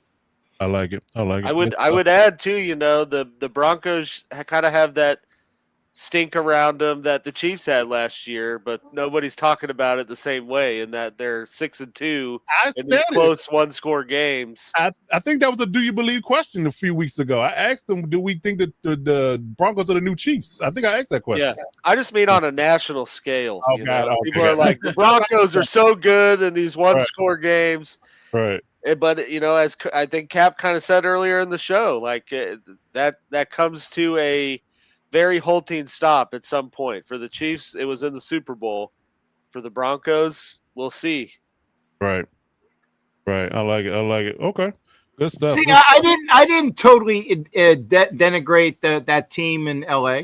I appreciate it. Appreciate your kindness. No, but to jump into what Cap said about your crowd being unbalanced, we know all too well about that since the move to Vegas. And it's like we're visiting the other team stadium, which is so, for me, it's so unnerving that I got to get extra counseling by the time I get out of there. But it's just the nature of the business, And, it is. Vegas, LA, New York. Yeah. Those are destination places. Destination spots. And I talked to the other opposing fans, and it's like a freaking holiday for them. Oh, and they come there. Yeah. Well, you know what? I know everybody says, oh, you don't have a home fan crowd, whatever, yada yada. Hey, as long as we keep winning these games, I'm happy sending all those fans home sad with long faces. I'm okay with that. Keep coming to our stadium and watching your team lose. I'm okay with that. Yeah, the Steelers fan was leaving early on Sunday night. That's all. Yeah, they were. Yeah, they were leaving early. So yeah, they were waving them towels in the first quarter. By the third quarter, was mum's the word. So hey, they were trying to find Rodgers some more peyote. They were trying to do the quarterback a service. Some ayahuasca. Yeah, I got you. But yeah, I mean, just in general, I mean, it's just certain fan bases based upon, I guess you can say, decades that just have a national following. The Steelers being so good in the 60s, 70s, in the 90s and 2000s, they are. They drew a rabid fan base. The Raiders being good in the 60s, 70s, and 80s, they grew a rabid fan base. So you got teams, going back to. I remember when I was a kid, you had people on the East Coast wearing Raider jackets. Yeah. And this when football was regional. So just whatever team was good on TV when you were growing up as a kid, typically a lot of people gravitated toward that franchise. Cowboys, Steelers, Bears. The Raiders, the Bears. People gravitate to those fan bases because that's what they see. If their home team isn't good at that time, they typically gravitate to the winners. And that's what whoever was winning and dominating the league at that particular time when you grew up as a fan, that's what you gravitate towards too. And that's why the Steelers have such a well-traveled, Packers too. Packers have a well-traveled fan base. Because they were good for years upon years. They haven't been all that years. They have been bad. So those kind of things, kind of just carry over. And when you move cities, because I would argue that the San Diego crowd was very much more pro Chargers. Oh yeah. But the LA crowd isn't the same because a lot of fans still are in San Diego. And San Diego to LA is not an easy drive. No. On top of the high ticket prices on top of that. So unless you live in the LA area, which most fans that I know go to game, they live in the LA area. They don't necessarily are in the San Diego area. They go to the game. So, it's an ebb and flow to it. It's an ebb and flow to it for anybody that's moved cities, for sure. Because even the Rams are facing that. The Rams fans even worse than our fans because at least we're in California. Our team's always been in California. They were in St. Louis and LA, and St. Louis and LA is, so it just depends on, where you at the time. But I think that bring it back to St. Louis, man. Wow. Yeah, they can do that too. Right. You're closer to them, right? You get more action over there. It's equal distant. Okay, fair enough. You think St. Louis would have him back? No, not Kroenke. No, dude. The city of St. Louis hates that man. Yeah, that's why they voted because they put together this whole new proposal to build a new stadium right on the river. They voted for it all, got the funding, and then he said, because he told them, if you guys give me that, we'll stay. They got it all. And he's like, nah, we're leaving anyways. He did them dirty. Pulled the rug out from under him. That's crazy. Right, and Cool Cat pulled my point. Bo Jackson was public enemy attracted to him to the Raiders, and he was in New York. So yeah, that tells you right there. New Yorker loving Raiders. So there you go. And they were in LA at that time, right? Or Oakland? Yeah, they were in LA. Yeah, in LA. So yeah, there you go. So okay, all right, good stuff. RG, you got anything for me before we move on, or you good? Did you already ask Alex his? Am I tripping? Yeah, I did. Oh, you did. All right, bet. All right, I do got one for. I got one for you, Coach. So you mentioned a couple of questions about do you believe certain teams can hold on to their division leads? And right now, I'm kind of taking a look over at the NFC. And so out of the 4 NFC division leaders, which one, in your opinion, is most at liberty to drop out of first come playoff time? Seahawks. And I say that because of the Rams. Yeah. I think that game. That was your hot take. That's my hot take, and I'm riding high with it right now. So yeah, I think that the Rams ultimately supersede because if I had to take Sam Darnold over Matt Stafford, I'm taking Matt Stafford all day. I think it comes down to the quarterback. They both got good defense. They both got good offenses. I think that the line in the sand will be quarterback play, and Matt Stafford is a Hall of Fame Super Bowl winning quarterback, and I'm taking him all day over the Seahawks in that space. It's going to be close still because they'll still, quote unquote, get to the point where they are, are nipping on their heels and coming in second. But I think the Rams ultimately win that division, and it's tight. It's tight right now. It's only a game apart in this space. So, and I think they played them this week, if I'm not mistaken. Yeah, they do. I was gonna say it's also tight in the NFC North too. Detroit, Chicago are both 6-3, but I know we talked about you don't think Chicago is that real, so. Right. So I guess it's going to be. And I don't know what to make of the Lions or the Packers at this moment. Who's going to, when they play again, that's going to be a good one because I don't know who's going to win that game. What Packers team's going to show up one, and are the Lions going to be healthy too? Just all questions to be asked. So yeah, I think that's going to be a good one. But I do think the Rams are ultimately to be the ones for sure to supersede the division and take it away from the Seahawks. If by nothing else, by head-to-head matchups. For sure. All right. Alrighty, so let's move down the line. Let's talk to our new segment, a rolling segment called Cover Forecast. We got a quick segment here about predicting futures. So we're going to predict who different people's futures and who might be in limbo. Oh, let me do Daboll again. No, actually, I got it pegged to who's going to do who. Pause. But no, I was kidding anyway. That's a good catch. I predict that Daboll will not succeed with the Giants. Right. Well, this is more about what their next stop is, not necessarily what he's going to do, today, but what they're going to do going forward. So I got a list here of who I want to pick who. So I got Kyler Murray, Tua Tagovailoa, Brian Daboll, Geno Smith, Mike McDaniel, and Aaron Glenn. Please tell me you gave me Tua. No, I gave it to Alex. I gave you Kyler Murray. All right.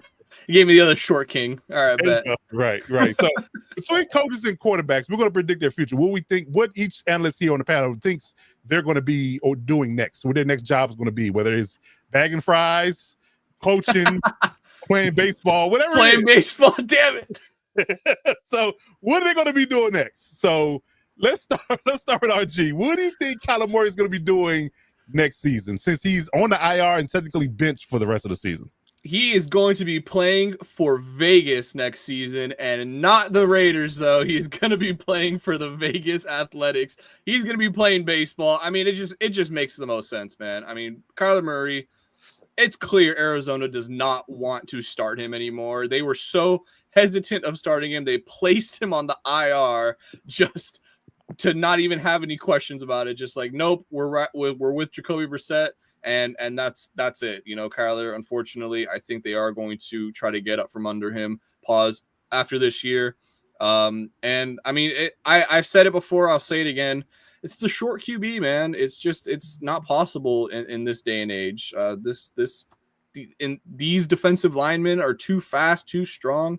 These guys get killed out there. So Kyler, if you want to keep making money, my boy, go on over to baseball. See if the Athletics are still looking for an outfielder. All right. Okay. Or shortstop. Or shortstop. Yeah. Unintended.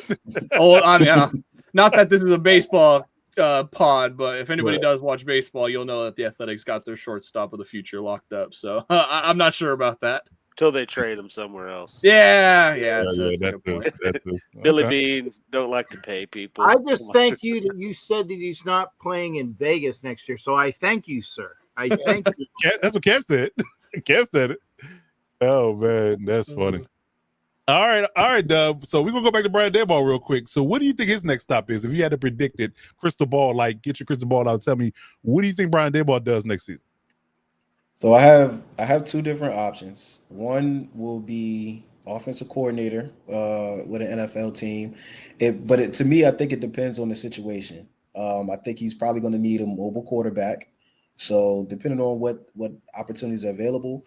But I also have a hot take that I don't know. I feel like he may maybe interview, or maybe if LSU reaches out or one of those college teams reaches out, I think it may be intriguing for him. Just looking at his personality, he's kind of a young hip players coach type of thing. I think he would do well recruiting. Obviously, money wouldn't be an issue, resources wouldn't be an issue. He probably would have a little bit more influence over the guys and things like that. So I think that Daboll is somebody who could really flourish on the college level. Obviously, I don't know him personally to know if he would be interested in that. But listen, if the SEC comes calling, if certain teams come calling, I think you have to listen and you have to entertain that possibility. So I think depending on what the options are available for him, I think we could either see him as a head coach in college or offensive coordinator in the league next year. But he'll be working. He'll be around, and I do think that he'll probably circle back to the NFL sometime in the future. Okay. Well, the college coaches It's or college, intriguing. it is. College one. There's College a lot one of big time jobs out there. It is a Yeah. great cycle. It's even more jobs, lucrative jobs than in college than it is pros right now. So, Mhm. and then And it's basically ran the same. Like, Yeah. here's your money. Yeah. But yeah. But in Pretty college, much. you give away money like Halloween candy. So yeah. So why not Yeah. get another payday while you're at it, right? Yeah. So who knows? And I mean, I see Jack, Captain Jack over there with the Gator Chop. I'm sure he would love to get his hands on that young quarterback there in Gainesville, and there's a few other places. So who knows? We'll see. Okay. All right. Well, let's talk to Captain Jack next. Since he's our resident Floridian, what do you think is Mike McDaniel's next move? Is he coaching the Dolphins next year? Is he bagging fries? Is he washing lettuce? What do you think he's doing? Is he go back to his IT job at Best Buy, Geek Squad? What do you think? Actually, he looks like the guy that's gonna be the mop and bucket guy at the local porno shop. To be honest with you. Damn. That's a rough job. The look.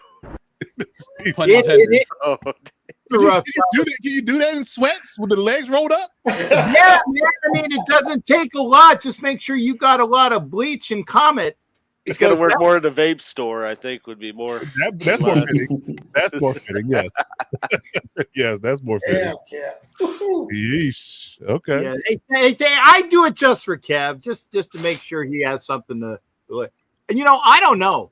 I mean, he is that guy. He is that offensive genius, and it's somebody is going to give him a gig, just like W was talking about. A college franchise or a pro. It's going to be one or the other, because somebody's going to be intrigued with him enough to give him a gig.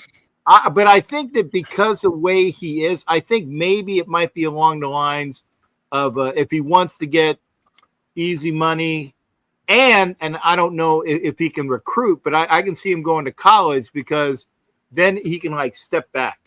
He can step back away from the NFL, because he really these are those burps and crap I was talking about earlier. He really flamed out as an NFL guy. He went from being the OC that everybody was talking about to this position, and he just really shit the bit on that one. So I can see him obviously in football, and here's the other one that's the easy one. Although if he's got to get a better set of specs and a better suit, he'll be a TV analyst. Because that's the easy gig for all these guys that get fired. They become a TV analyst, and then they can. Have you heard him talk in the press conference though? No, it's not good. that doesn't mean anything. AP got a job as a TV analyst, and all he did was badmouth the Raiders. And so did Gronk. We're calling Emeka a big boo. Yeah. That was in a big egg boo boo, for Gronk, Right. So it doesn't matter. It's a name, and it's because of who they are as to what they are doing. Okay, it's a name position. Okay, and he can get maybe it might not be on TV. Maybe it'll be for what do you call it? Radio or Fox Radio. He's going to do something where he can use his analytical skills, and just like that guy up there, he can throw those stats out at you and say, well, according to the stat chart here, it looks like this guy Every 3 out of 5 times he goes on a date, he gets shot down. Okay, well, whatever, because he's going to have the analytical stats to go beyond that. So I think he's going to be a stat guy for somebody, maybe a TV guy, but I can see him going to college to get away from the NFL for a while because I think he blew his chance in the NFL for a while. At least from a head coach perspective, yeah, I agree with that. Okay. All right, AJ, you up next. So we're gonna stay with the Dolphins. So, what do you think Tua Tagovailoa lands next year? Is he with the Dolphins still, or is he with another team? Is he, back in Hawaii? What is he doing? Yeah, I think Tua is gonna have to stay on the Dolphins, unfortunately, because even though I think they're gonna be done with him, but he carries a almost $100 million cap hit if they move on from him in 2026. If they just wait until after that season, it's only a $35 million cap hit. So I think the writing's on the wall for the end of his Dolphin journey. It's just going to be a year later. And I think, at least piggybacking off of what Cap said, they're definitely already cleaning house. They've already fired the GM. I think they fired some more people not too long ago. It's going to end, at 2025 and see what they can build around for his eventual replacement. Okay, I like it. All right, good. Kelly is down there with the Dolphins. When he left the Raiders, he went to Miami. So when they got rid of their GM, they at least got somebody who's qualified to do some decent work. Yeah. Fair enough. All right, Violator. Let's talk Raiders. So what do you think they do with Geno Smith next year? Is he a Raiders quarterback in 2026, or is he somewhere else? Is he doing a podcast with Russell Wilson? What's going on? You can come on mine. Can I plead the fifth on this one? But anyway, 1, 2, 3, 4, 5. Unfortunately, I think as long as Coach Carroll is there, we got to deal with Geno. Even though we can get out of Geno's contract, I think there's a loyalty issue there, and that's really kind of the elephant in the room. Geno's best years have passed him, and I just see Geno as right now he's shell-shocked. That's the only word that I know. He's shell-shocked, and you just don't come out of that, even with an O-line that's improved. So, unfortunately, I think he's there this coming season, and hope that we get the O-line somewhat fixed. But I see us really in the runnings for a quarterback in the first and second round next draft. Okay, fair enough. Can I do the dissenting opinion on that since it is a Raiders question? Sure. Yeah, I actually, V, I think that they're going to use that Derek Carr clause where it's the bait and switch, where if you look at the contract the way it is, and then you can actually cut him, and it's not as bad as people portend. Yeah, okay, they can get rid of him. And it also depends upon who is down coming in the pipeline. And if they see that they got somebody that is worthwhile, they will cut and get rid of him so that the cap hit after June 1st or whatever won't be as bad as they say. Because the other thing is, and this is it, and you guys you're saying like really this is BS, but Geno was not the pick of our coach. He was the pick of that guy, Tom Brady, per sources that know stuff within the Raiders organization. Carroll wanted to go with that guy that went to Minnesota. And Tom Brady talked him out of it and said, no, we're going to bring in Geno for him. And again, that's from somebody that actually, it's not a Raiders guy. It's not in the organization, but it's somebody that is very finely attuned to what's going on within the Raiders. I can't reveal sources, but per this person, Geno was not the guy. They wanted Pete Carroll wanted Sam Darnold, and Tom Brady says, nah, he's a one-hit wonder. Yeah, rough going. And thus the drama continues. Right. So, but even still, Cool Cap was right. Geno's only $18 million cap hit, so it's not, world beating. That won't break the bank. It won't. Yeah. It won't. See ya. Yeah. So either way, I think you could move on. Just a question of who you're going to move on to will be the determining factor. But yeah, I definitely think that it should be something different going on in Vegas in 2026. But I just have an issue with with teams reverse engineering things when they're building teams. Like they get the nice rims, they get the nice tinted windows, they get the leather seats and things of that nature, but they look under the hood and the engines looks like shit. So, and I say that because you don't build your O-line. Like you get all the shiny weapons, the tight ends, the wide receivers, the running backs, the sexy cornerbacks and safeties and things of that nature, edge rushers. But guess what? You don't have anybody to block for you. So Geno Smith or Sam Darnold, I think they both will be seeing ghosts at this moment behind that O-line, but that's just me. Yeah. And we all know the game is won and lost right in the trenches. It ain't the sexy position, but it's the one that makes the money for you when you really look at it. So, and they knew it was kind of a makeshift offensive line, and they put some pieces here and there. But to me, they were bringing in backups to be starters.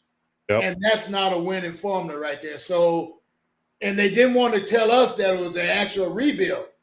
That's the part that kind of pissed us off. It's a rebuild. So let's see what this offseason, there will be news swarming every day around that squad for sure. Yeah. Last time the Raiders had a dominant offensive line, it was Assembly and Penn, Gabe Jackson, Rodney Hudson, and they were good. Yeah, they were good. Yep. I definitely remember that line. That's for sure. Yep. Okay. Well, we'll see how things go. But I definitely think y'all looking at a different quarterback in 2026. Yes. Last person I want to talk about is Aaron Glenn, real quick. We saw, they fire sale pretty much at the trade deadline. Sold off Sauce Gardner and sold off Quentin Williams. So, and a lot of people saying, will he survive this first year? Is he a lame duck? Is things not going to work out? He's going to be one and done, things of that nature. But I would argue that I would give Aaron Glenn some grace, because let's be honest, this is the Jets. And they have been morbidly dysfunctional for quite some time, maybe all of our lives included, all ages included on this pod. But I would argue that he deserves to be a part of the rebuild. If that's what he's going to do, I think he needs to be a part of it. I think he needs to put his footprint and his stamp on it and be allowed to rebuild, and don't move on from him too early, because you keep kicking the can down the road with these coaches without letting them get comfortable. Till our Raheem Morris point earlier in the pod. I really believe that you're doing yourself a disservice. You got to see if it works before it doesn't. I think that you have to honestly, truly, work out all the kinks, get everything in line, and put all the things in place that you want to put in place. If it doesn't work after that, then you can cut bait. But I do believe with all these draft cap picks they've accumulated over the next 2 drafts and things of that nature, allow for him to build the roster in his image and get the people, the personnel, and the coaches around him that he really, really wants to have. And then if it doesn't work after that, then I would say you may move on to different pastures. But I wouldn't get rid of him just right off, because I do think he is a solid coach. I think the players love him. It's just a matter of, maybe he doesn't have the right quarterback, this OC, whatever the case may be. But I think you should allow for him to get it right before you cut bait. So I would give him some grace in that space. So we'll see what they do. But I think they fired a GM already, or am I tripping? Oh, that was last year. That was last year. The Dolphins got rid of the GM this year. So yeah. Okay. All right, good. They'll definitely be in the running for a quarterback, because I think Justin Fields is as good as gone. I think that's done. Yeah, I think that's done. He's done. And I don't see many landing spots for him, maybe as a backup, but as a starter, he's pretty much done. He's going to go on that Mariota path, Okay, yeah. Yeah, that's a good one. Yeah. Journeyman backup, yeah. Yep, that's a good one. Okay. And Aaron, like you said there, Coach, Aaron Glenn is a damn good coach. And, they got rid of all of these players for the draft capital, and they hired him for a reason. He's like Jets hierarchy. He loves the Jets, and he's a damn good coach. Unlike the guy who was a rah-rah guy for the Raiders, he can actually coach. And if he gets the right people in the right spots, and like you said, 25 suck, but give him 26 and 27 and even into 28. And if you don't, then you just jetted. You know how the Chargers are going to Charger. The Jets just jetted by not giving that guy a chance. That's a good one, Cab. I like that. Might need to trademark that. I'd say he at least should get the same amount of time Saleh got, which was what, Agreed. three There you go, yeah. years. Yeah, at Yeah. least. You know, At least. because Hey, they man. jumped the gun too early on firing Todd Bowles, and look what he's doing now in Tampa Bay. So Exactly. you know, Exactly. hopefully they learn from their past mistakes a little But bit this and is give the him Jets, time. though. Yeah, This is the well, I Jets. know, and it's New York. I mean, Yeah. In when Patriot City. you got like the center of all media hubs constantly berating your franchise, Yep. it's tough not to buy into that. But hopefully they stand pat a little bit and give him time to build his culture. I like it. I like They it. haven't had a great coach since Weeb Eubank. Look that one up, guys. That's Wow. another. Yeah. Oh, we. Yep. Okay. All right. Good stuff. All right, let's get the games of the week real quick as we close the pod out here. Got some really good ones. Really good ones. This top one is going to be interesting because both of these teams are kind of reeling, from injuries or just lack of identity. So that line is kind of sketchy for me personally, even though they are at home. But let's start with the Buccaneers and the Bills. To start off the conversation, the Bills are favored by 5.5. I don't know if I like that at all. But as we always sometimes do, turn it over to the degenerate gambler first and talk about who he feels about this matchup. Who you got in this matchup, Buccaneers or Bills? I got the Bills winning this one, but I got Buccaneers to cover. I think this is going to be a very close game, as most games with the Buccaneers have been this season. I think Baker will keep them right in one score. I would have expected this line to be at like 3.5, maybe, but the fact that it's at 5.5, definitely take those points for the Bucks, because this should be way closer than a touchdown for sure. Agreed. All right, Cap, who you got? Buccaneers or fake Pirates? To your credit. Thank you for correcting yourself, sir. Bills are going to win, but the fake Pirates will definitely cover that, no problem. I like it. Okay. All right, AG, who you got in this matchup? I echo the past two. I think Bills win, but Bucks cover. I see it being a close game. I like it. Okay. All right, Dub, who you got? Same. Definitely got the Bucks covering. 5.5 is a lot, but I do have the Bills winning a close one at home. Yeah, and the line hadn't changed because I pulled a line yesterday. And today's Tuesday, still hasn't changed. It's still 5.5. Yeah, it's crazy. All right, Violator, what you got? Buccaneers and Bills. I got Bills at home and the weather. So forget the points. I'm taking the Bills and the weather. That's a good point. Florida team versus a northern team. Yeah, and it's getting cold up here. So, yeah, I definitely agree 40 there. degree estimated temp. There you go. It is a day game, so they will have the sun on there in their favor. But yeah, definitely agree. It's gonna be cold. It's only 40, man. That's only 40. Yeah, but the Floridian started the show saying that was pretty cold. You're right. Yeah, but I'm not up there, dude. That's what I'm saying. It's not me. Yeah, I Not know. me. Okay. Oh, okay. No, hey, Bills fans are walking around in shorts just like I am here. See? I'm walking around. Indeed. See, I got Bills with Buccaneers covering for sure. It's gonna be a close game. Absolutely. All right, reverse order. Let's go Seahawks and Rams. This is gonna be a good one. I can't wait for this one, man. Outside of my own team playing, I'm looking forward to this one. But yeah, I want to see what the Seahawks and Rams are gonna do in LA of all places. Yep. So, Violator, who you got in Seahawks and Rams? And the Rams are favored by 2.5. I'm taking the Rams. But that 2.5, it's a field goal. They got to win by a field goal if they're gonna cover. Yeah, I think it'd be more than that. But I'm taking the Rams at home. Okay, I like it. All right, Dub, what you got? Seahawks and Rams. That's a tough one. I do think that they're going to split in the season. This one with the Rams being at home. I'll say I won't be surprised if the Seahawks win on something like, the Rams missing a field goal late or something like that. I won't be surprised if something like that happens, but I'm going to go and I'm going to say the Rams. I'm going to say the Rams. Okay. I'm not confident in it, but I'm going to say the Rams. Right. And by the way, I did hear that. But I'm not sure if Mara is thinking the same thing. I'm not sure if Bill is ready for that. He's struggling in college. So I'm not sure if he's ready to come back to the pros or not, but we'll see. All right, AG, who you got? Rams or Seahawks? I got Rams and them taking the points. I think they win by more than the field goal for sure. I like it. Okay. All right, Kev, who you got? Rams or Seahawks? Rams, and it's gonna be over 2.5. Okay. All right, RG, who you got?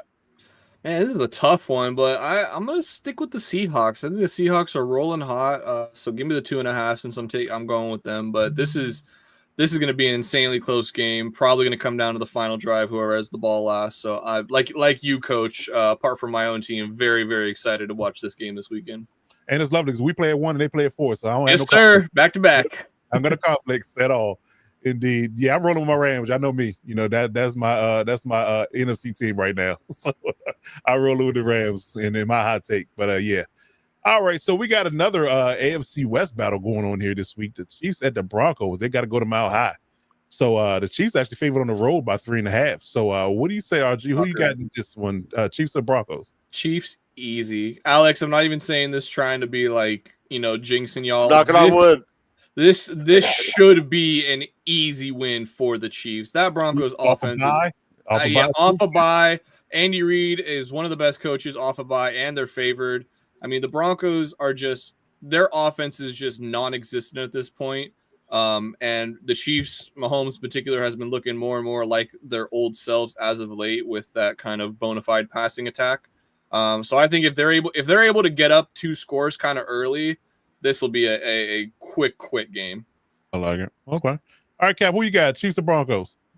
Before I go into that, the guy who scheduled this game earlier in the season was fired because he didn't get the memo that the Chiefs get off a bye and play the Raiders. He knew it was an AFC West team, but he messed that one up. So he was immediately fired when the schedules came out and they said that they can't take it back. Tap, no taps back, whatever. So he got fired. And Chiefs easy, probably maybe by double digits because off the bye, the Broncos playing as poorly as they did, and the Chiefs, what was it? The Broncos beat them the last game. Well, was that last year? Everyone, but yeah. Yeah. Chiefs are gonna roll over the donkeys. Yeah. Okay. But I will remind you, Cap, that they beat the Broncos in KC by blocking a field goal. The matchup before that. So I understand that, and if it hadn't have been for was it Karlaftis or whatever? That was the guy that blocked it, right? Yeah, I think it was Karlaftis. Mm-hmm. Right. I know this shit. See, that's why you got me on the show, man. Oh, yeah, you got a little bit of knowledge in that brain of yours. We appreciate that. We appreciate that. All right. Clearly, Alex, I have a feeling you're going to ride with your team, but please tell us why. Oh yeah, no, of course I'm riding with my team, man. I have to, and they're coming out of a bye. They really are, like I said at the start of the show, in crunch time. Like they can't really afford any more losses. So, that run starts here in an AFC West showdown. I do think the Chiefs win, but I think because it is a division rival, they're always close games. I think they win by less than 3.5 points.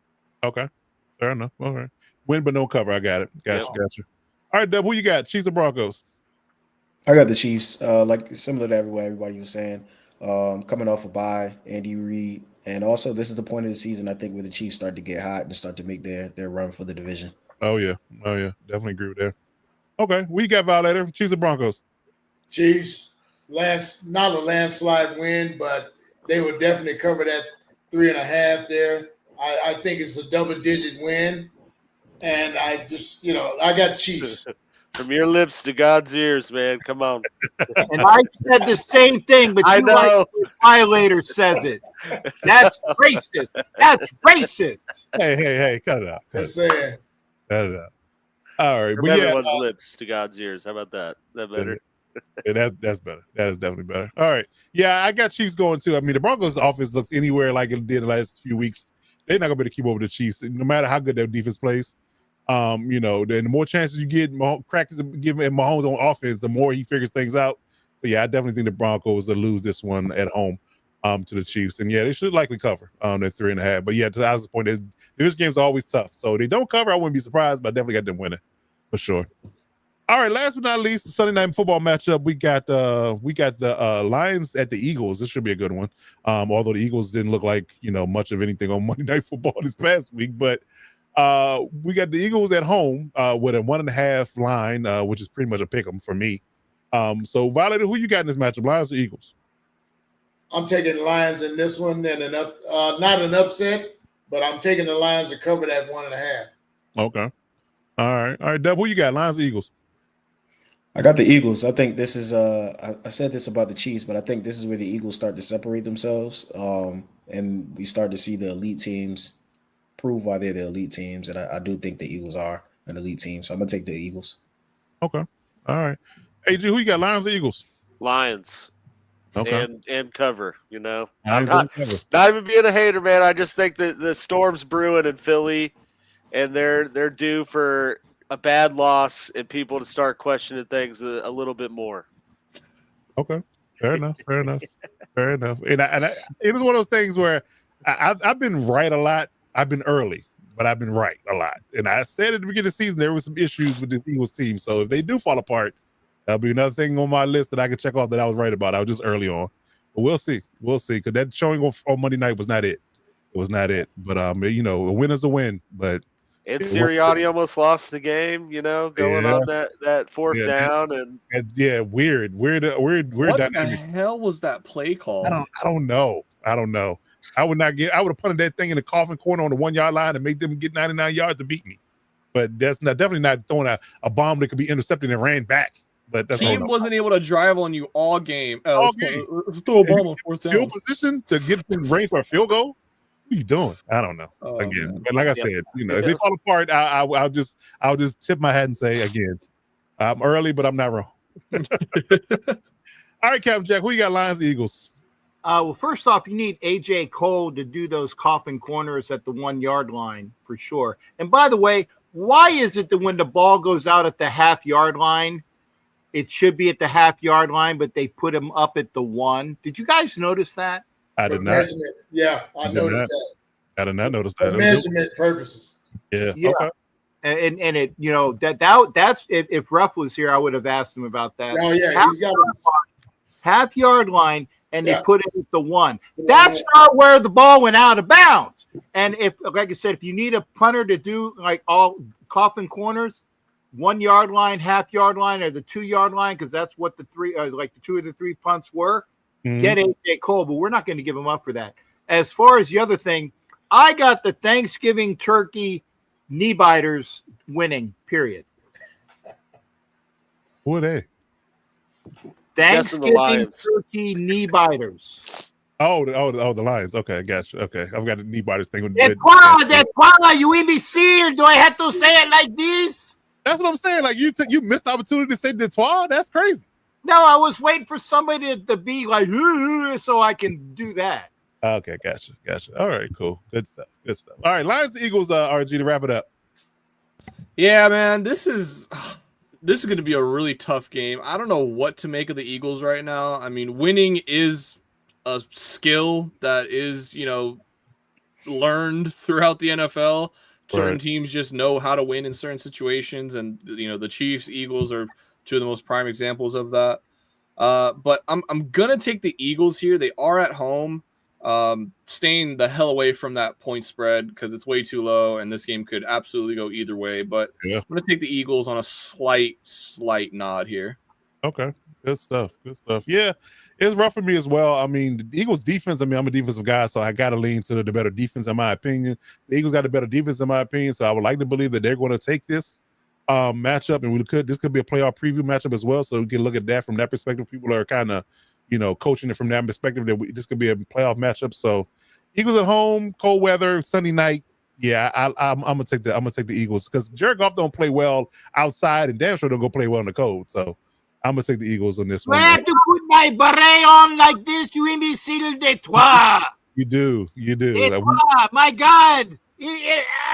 Merde. Can't miss opportunities for the character to come out, sir. Sorry. That's another swear word, but only if you know French. Okay. Gotcha. That's a swear word. Okay. Gotcha. All right. Good stuff. All right. So as we wrap up the show, we like to end it up with our fourth and final segment. Hot takes of the week. Anybody got anything brewing heavier in there on their stove, in their crock pot, on their slow burning skillet or their slow burning smoker? What do they have from a hot take perspective? Let it out or forever hold your peace for the week or the rest of the season. Does anybody got anything that's hot brewing in their pot that they want to get off their chest before we get up out of here? I said it at the beginning of the show. If I fart or burp, it's not my fault. And that's about the best hot take I can have given at this time. That is very true. That is very true. I like it. I'm just going to go ahead and say it. I mentioned it before, and I saw somebody else mention it today. I'm going to keep an eye on Belichick to the Giants. Yeah, I was Ed. Ed talked about it earlier. He said, "Yeah, that's an interesting one. Yeah, Will it work?" Only time will tell, but I'm just going to say I'm going to keep an eye on it. Okay. Yeah. Okay. Mars old school type of guy. Maybe he feels that Bill can be a culture guy. I mean, to have dominant personalities is when it really worked in New York. Coughlin was a dominant personality. Parcells was a dominant personality. Belichick was a dominant personality. So to go along with the going back to the well of what worked in New York, that fits. And Bill will have fun with the New York media and his press conferences. That'd be interesting. But nothing else, we get a good press conference every week from Bill and the New York media. So yeah, and I think with that young team, they need some structure. So I don't think they're looking. Yeah, I don't know what the ownership is looking, but I think Bill is a guy that he's not coming in there to be your friend. We're going to get some structure. We'll see if it works. We'll see if it happens. Period. Right. But yeah, that's my controversial hot take. Who the hell is talking about me taking over the Giants? First off, you woke me from my nap, and that's not very good. So I, the great Bill Belichick, will tell you when I am coaching another team. Okay, I don't hear anything else. I'm going back to sleep. Well, I'm sure you take more naps with that hot girlfriend you got. So yeah. Hey, why do you think I have to take the naps? Because all the other time I'm going boom. There you go. All right. Anybody else got any more hot takes for the this week 11 of the season? Saints fans, I just want to say I told you so. That's all. You did. Nothing more. And you did. To rub insult to injury, I have predicted. Predicted. Oh my God, predicted. Thank you. I have predicted your only 2 wins of the season to a T. I called your win against the Giants, and I called your win last week against the Panthers. So I'm sorry. You are the team that I knew you would be, as much as you didn't want to agree. We're going to call him Robert Green. The Oracle. They are who we thought they were. And you let them off the hook. Yes, indeed. All right. Turn their ass. There you go. Crown them. Indeed. All right. Any more hot takes before we get up out of here? I want Robert to give the Saints one more win because I want another team behind the Raiders at the end of the I'll let you know. I'll let you know if it happens at some point later on this year when it comes to me. It's very rare when it does because it is the Saints, but when it does, I'll be sure to let you guys know. Right. There you go. They got the Panthers again, so that's possible. that might be the one. Possibility. Indeed. Okay. All right. Good stuff. All righty. As we wrap up the show here, if you're looking for the hit squad in any facet, our Commanders Insider, Mike Dubb, our Chiefs Insider, Alex Givens, or Robert Garcia, our Chargers Insider, please hit them up on their social media channels. If you have any questions about their team and their grace, please do so in our social media channels. They're all their Twitter handles and Instagram for those applicable have that listed here. So hit them up if you have any questions about their team or any questions about the Locked On Divas Sports Network. If you're looking for any questions about the NFL Nation Live crew, I'm sorry, I skipped the hell hit. NFL Nation Live crew, they're available as well. Ref Guru on Twitter, Violator on Twitter as well. Captain Jack Rackham is on Twitter, Instagram, and YouTube. So hit them up with any Raiders questions or any referee questions that you may have. They'll just ask for the Dixon Cider, when you talk about Raider stuff. What's that? Just ask for the Dixon Cider. I missed it. You're talking about insiders. I said just make sure you ask for the Dixon Cider. Dixon Cider is what he's trying to make the joke here. Okay. Yeah. All right. Okay. All right. Sorry. All right. So yes, that's NFL Nation Live crew, and they're all their social media platforms. If you're looking for the Lockdown Divas Sports Network in any facet, here's our social media handles on all platforms: YouTube, Twitch, TikTok, Instagram, and Twitter. And Gmail as well. If you need to send us an email in regards to any questions about the network, hit the subscribe on the YouTube channel as well. Let the YouTube algorithm know doing big things out here. Please do that. It is free. Appreciate that. All the subsidiary channels for the Electric Shock podcast for all LA Chargers news. Myself and Young RG will be doing coverage there all week about the Chargers upcoming matchup for the Jaguars. So check us out there. We dropped a video today regarding the Steelers matchup and what we thought about that. Really good counseling there. Hit us up on all our social medias as well. Electric Shock Pod across all platforms. And if you look for any fantasy football advice, myself and Alex are doing a fantasy football podcast channel as well. The Lightning Fast Football Podcast is really available to you on all platforms, YouTube, TikTok, Twitter, Facebook, and Instagram. We do a live show each and every Wednesday at 9 o'clock Eastern Standard Time. Hit us up there. Hit us up any facet if you have any fantasy football questions, and pull up on us on our live show on tomorrow night at 9 o'clock, and we'll get your social media questions answered and your fantasy football questions answered as well. So we'll get that going for you. So we'll see you there. Make sure you're there for the lightning fast football fantasy podcast where these guys talk fantasy football. Indeed. Clip Indeed. that for There the you go. show. Indeed. So that's gonna do it for us, man. We're gonna be back next week as always at 9 o'clock Eastern Standard Time right here on the Locked On Daboll Sports Network. Follow us on all our social media channels. Hit that subscribe button as always on the YouTube channel so we can let you know you're out there, and drop comments as well how you feel about this content. Any questions you want to get asked, we'll get back to you in short order for that. But any final parting words before the panel before we get up out of here? I wish I had Good an show, fellas. air whooping cushion. You know, like right now I could just go. Oh, air whoopee cushion. Oh, Jesus. Okay. All right. Well, good stuff. All right, gentlemen. Well, we'll see the fans next week, and then check out the Locked On Daboll Sports Network each and every day at 3 o'clock to check out all our content that we drop each and every day outside of our live show at 9 o'clock each time on Tuesday nights. But in the meantime, in between time, I'm Coach Stevens. That is young RG Robert Garcia. That is Coach Mike Dubb. That is real AG Alex Givens. That is Captain Jack Rackham. And that is Violator Man himself, the legend. And till next week, we'll see you when we see you. As always, you got to step up to lock it down.